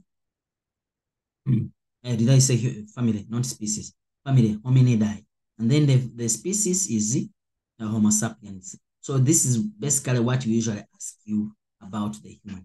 Writing the scientific name, capital letter Homo, and then small letter sapien. Yes.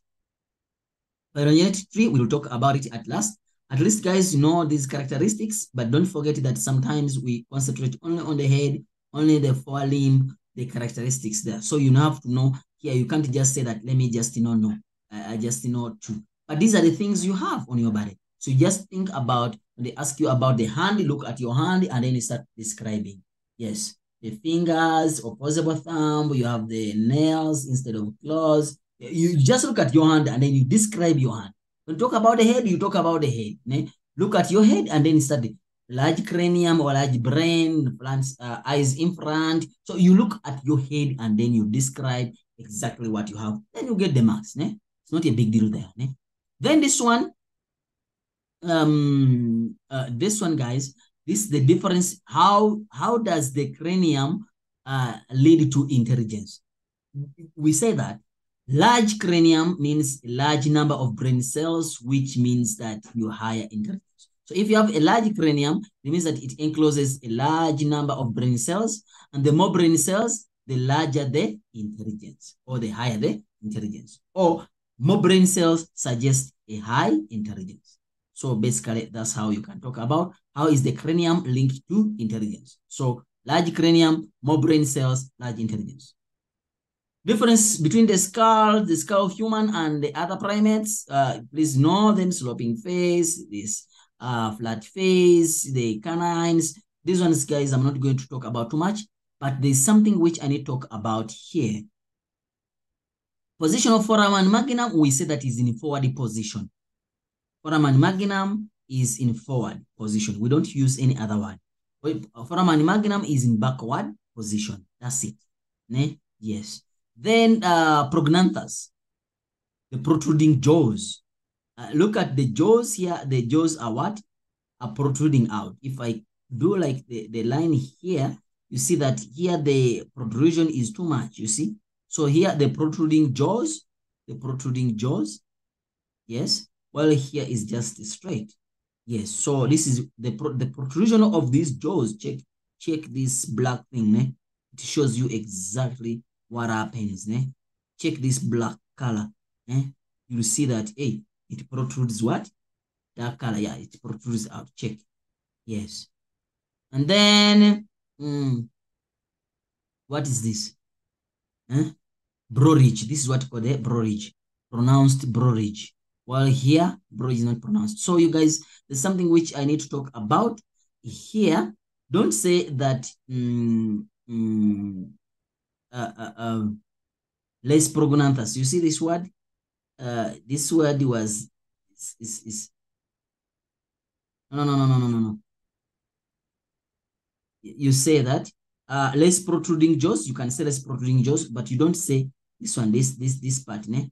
Yeah, is out, ne? Because we updated this after the book is out, ne? Yes, so we have to update then next year. Yeah. So this is, don't say less prognanthus, we say not prognanthus for the case of human, and then here you say prognanthus, don't say more prognanthus. Or you can say less protruding jaws is correct, and then more protruding jaws is also correct.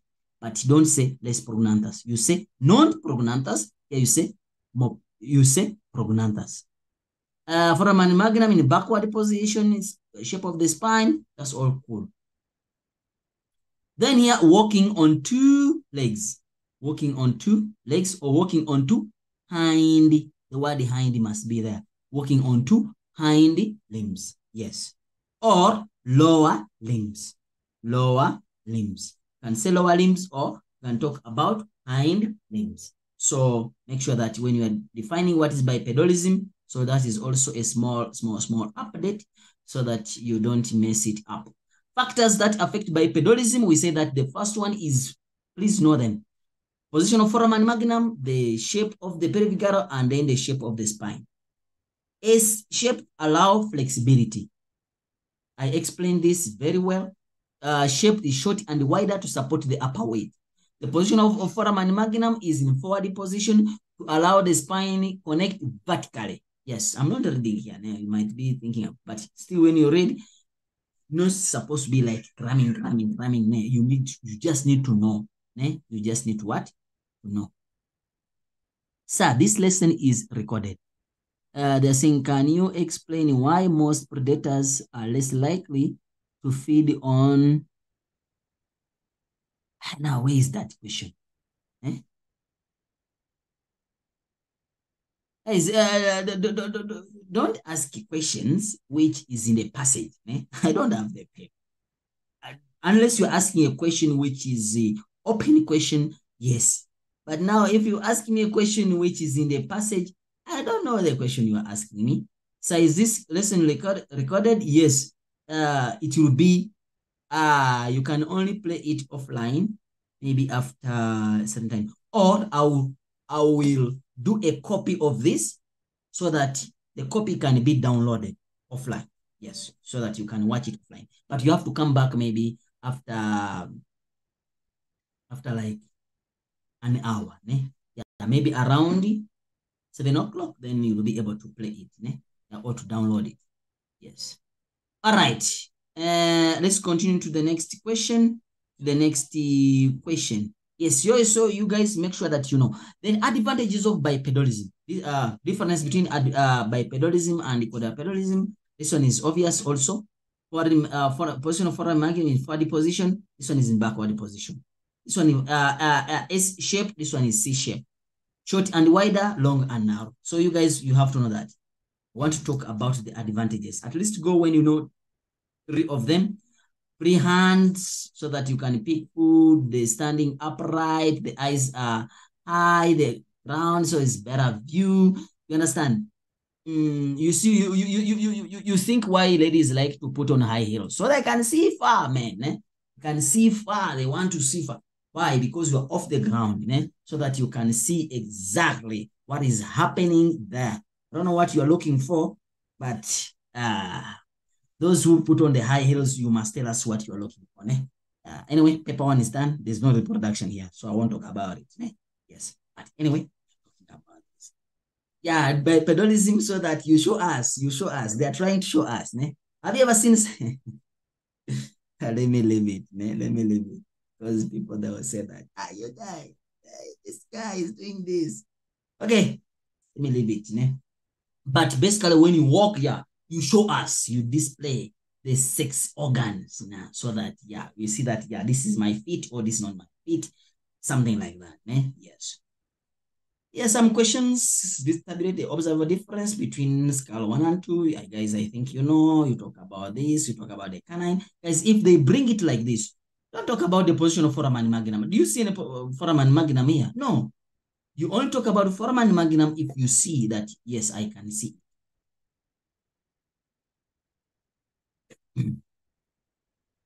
The characteristics of the upper limb, you see what I talked about? They're talking about the upper limb.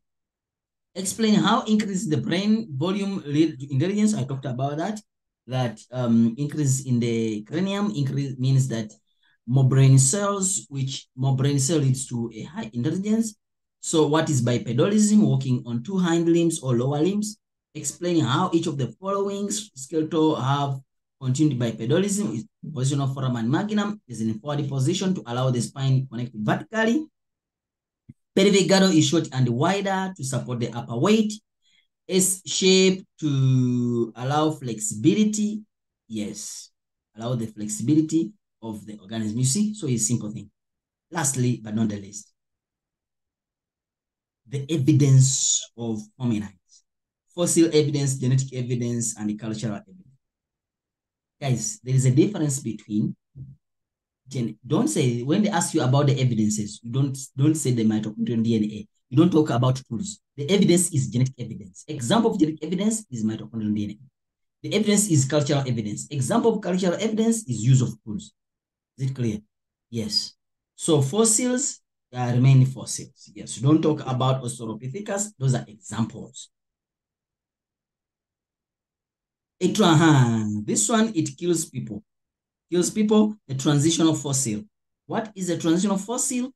A transitional fossil is that fossil which have both characteristics of the present species and the species before it. Don't say that it has the characteristic of present species. No. It has the characteristics of present species and the species before it. You understand? Yes. So you must link the two. How? Or they can bring two skulls and they ask you, give a reason why this is classified as a transitional fossil. Let me see if I can find a skull here, and then I show you what I'm trying to say. I think there are no skulls here. Explain how colonial drift relate to common ancestors, our speciation lead to photos, lemurs become different species. So it's the same thing which we was trying to explain. Yes. So you see now, here you can talk about the position of foramen magnum because now you can see. Here you can talk about the C shape. You can talk about the rectangular shape of the jaws. Here you can talk about the position of foramen magnum. You can see it. Here you can talk about flat face. Here you can talk about the sloping face. Talk about the flat face because you talk about what you see. Yes. Here you talk about the jaws. You see exactly that you can see them. What is a transitional fossil? You see. Now, what shows that this is a transitional fossil? You can talk about, maybe they can say that this is X, this is Y, and this is Z. Z, Y is a transitional fossil. Give a reason for your answer. Because it has both characteristics of this and this. So, but now you can talk about that because now they have given you a scenario what to use. Pick up the character. Look at the canine. The canine of Z is not as big as this, but is not as small as Z. The canine of Y is not as big as X and is not as small as Z, meaning that it's just there in between. You see? Yes. The shape, this one, is not as rectangular as X and is not as C-shaped as Z. You see? Yes. So basically, you have to link the two. When they ask you, please know how to apply. Don't just use what you know from the head. Use what you see in the diagram. Is it clear? Yes. Let's go to the fossils and then we finish them. How do I remember this? This is the table where you're supposed to remember. This is the table where you're supposed to remember. Adipithecus, the first one and the last one is discovered by the same person. Adipithecus, Ramidus, Homo sapien. There is a small video I created which shows this. It's just like it's like a song, yeah, but it's you are remembering, yes. So that is the first step. So basically, Adipithecus is team-wide in Ethiopia, and then Lucy, who discovered Lucy? Now, Lucy is Johansson, is in Ethiopia. You understand? Johansson, Ethiopia. Actually, the first 1, 2, where were they discovered? In the country where there was no colonization, a country where the one which was not colonized. You think about that country, and it's Ethiopia. Yes. Number 2, now you have 3 Australopithecus africanus species. All of them, who discovered them, they start with the R. Raymond Dart, Robert Broom, and Ron Clark. All of them are starting with R. Is it clear? So they cannot ask you home chart, rate of food, Mrs. Place, and then you start thinking about Lady Bagger. All of them are starting with R. Is it clear? Yes. Taum child, Raymond Dart. It has the A, it has the A. Is it clear? Yes. So now you know it. So now the rest you can know. Ron Clark, little foot. And then Mrs. Place, actually it's called Mr. Place, but I don't know if they credit if you say Mr. Place. But the recent one is supposed to be Mr. Place. But because the books, but when you are trying to do the discussion, they credited it that is Mr. Place, but it is Mrs. Place until we are told to remove it, to update it. But we will not update it until they tell us to do so. So when you say Mrs. Place, it's cool. When you say Mr. Place, I think it's also cool because lastly, they credited it. Yes. So think about it.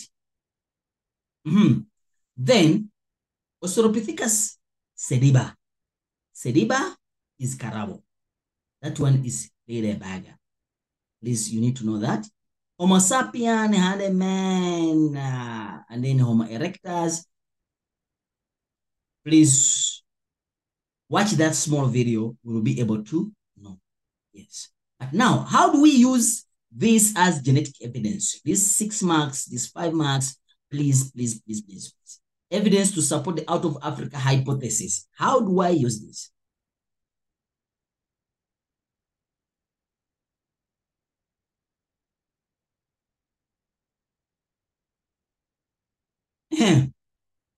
Let's go to the next question so that we wind up.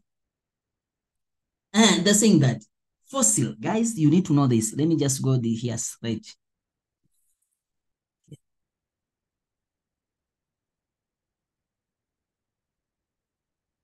If they ask you to explain the out of Africa hypothesis, guys, you need to know that this is modern humans originated from Africa and migrated to the rest of the world. That is the first point. You need to know that. But now, when they talk about evidence to support that, is fossil evidence, genetic evidence, and cultural evidence. Fossil evidence, you talk about the oldest fossil, Adipithecus. Ne? The Adipithecus, Australopithecus, and the Homo habilis. All of them, they were discovered in Africa only. Adipithecus, Australopithecus, and Homo habilis were only discovered in Africa. But now when you talk about oldest fossil of Homo erectus and Homo sapiens were discovered in Africa. The oldest Homo erectus and Homo sapiens, you have to add that word oldest. Is what I say. Also, fossils of Adipithecus were only found in Africa. Fossils of Australopithecus, Rabo, little foot, child, you can talk about too. And the Homo habilis were only found. You see, this word only is very important. But once you come to Homo erectus, you talk about the word oldest. The oldest fossil of Homo erectus and Homo sapiens were found in Africa. So these two, we want the word oldest. If you don't put it, you cross it. And then this one, you don't add the word oldest because we will ask you what about the newest? So we cross it. So don't add here the word oldest. Guys, here we are too strict. Here, you only talk about Adipithecus, Australopithecus, and Homo habilis only found in Africa. But when you talk about Homo erectus and Homo sapien, you talk about the oldest fossil of Homo erectus and Homo sapiens we are found in Africa. Mitochondrial DNA, that's genetic evidence, mitochondrial DNA. Now here you just talk about where the oldest female was discovered. Is it clear? Yes. Then cultural evidence, you talk about the oldest tool, which is Odo 1, were discovered in Africa. Yes. So basically that's what you need to talk about. Yes. Lastly is the phylogenetic tree. I'm going to show you the questions in this booklet. The questions they can ask you, they won't ask you apart from these questions given you.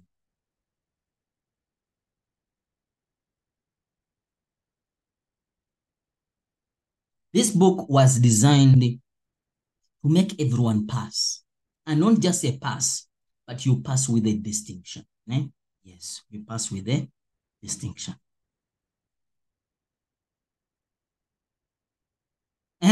Lastly, you guys, are you listening or you are busy asking? You are busy asking numbers?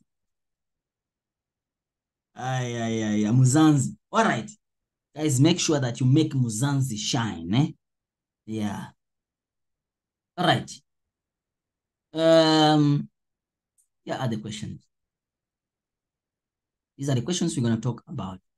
What is the name of the diagram given above? It's called the phylogenetic tree. How many genera are shown? When they talk about genera, you're looking at is one. Adipithecus is the first genera, Australopithecus the second. The first name, Australopithecus. Second is one. This is two. Then 3, Paranthropus. Do you have Homo? 4. Do you have another one? Homo? I think there are 4. Unless there is something I've not seen, but you look at the first name and you don't repeat it. So we are done with the genera. What is the common ancestor of Homo sapien and Homo erectus? Common ancestor of Homo sapien, Homo erectus, and Homo sapien. So you move back until where they join, Homo ergaster. So Homo ergaster is the common ancestor of Homo sapien, Homo sapiens, and Homo sapiens and Homo erectus. Then the next one is, what is the common ancestor of all species? Here you just look at it. Is the common ancestor is Adipithecus remidus. It's the common ancestor of all species. Eh? So it is easy that way. Then the next one is they're asking you, give what is the common? Give 2 pairs of species that competed for resources. When they say 2 pairs of species that competed for resources, they're talking about 2 species which lived at the same time. Eh?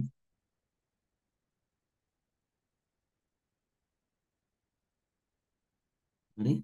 Yeah. So for example, you just choose. If I draw a line here, I will see that this species, they existed at the same time. So you just look at the species which existed at the same time. Eh? Yes. Then they're asking you, so then name 2 species that competed. Okay. Which species first used tools? Guys, this question depends on the question they have asked you. The species which first use tools is Homo habilis. But if they give you a diagram and then they show you that, okay, this is the other one tools. These are the species, okay, this other one tools. If this is, where's the tool? The tools are here. So it's 2.5 billion years. Yeah? This is 2.5 billion years ago. So which species first used tools? I have to draw a line and then I find out which species first used tools. So here is showing you is Paranthropus ethiopicus and also Australopithecus afarensis. Afarensis africanus, something like that, based on the diagram. You understand? Yes, but if there is no diagram, then it is Homo habilis, the handyman. Then they are asking another question. Species to walk on 2 limbs. The species to walk on 2 limbs is Homo erectus. But if they give you a diagram, you have to look at it.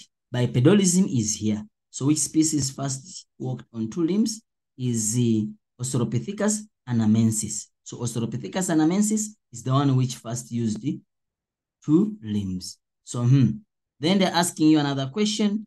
How many million years ago did Australopithecus africanus appeared? The Australopithecus africanus appeared.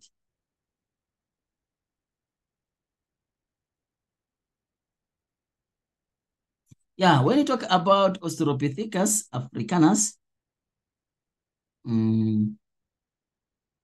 Australopithecus africanus, they're saying that which species first walked?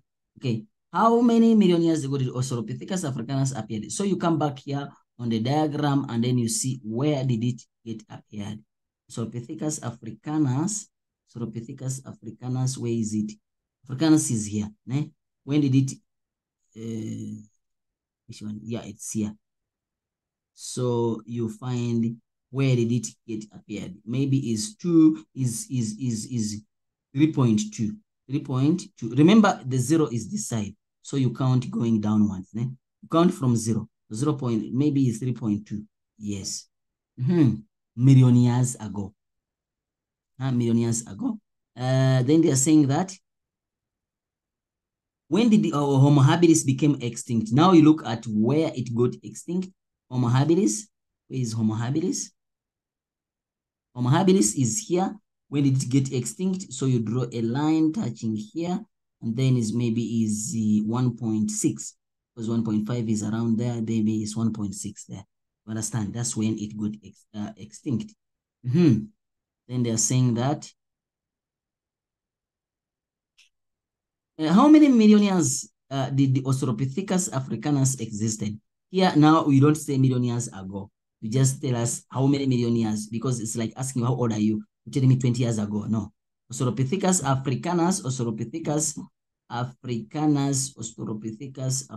is here. So now I have to come where it started, maybe 3.2, and where it ended, maybe 2.5. So I'll say 3.2 minus 2.5. Maybe it's going to become 0.7 million years. Not million years ago, because they're talking about how long did it exist. Yes.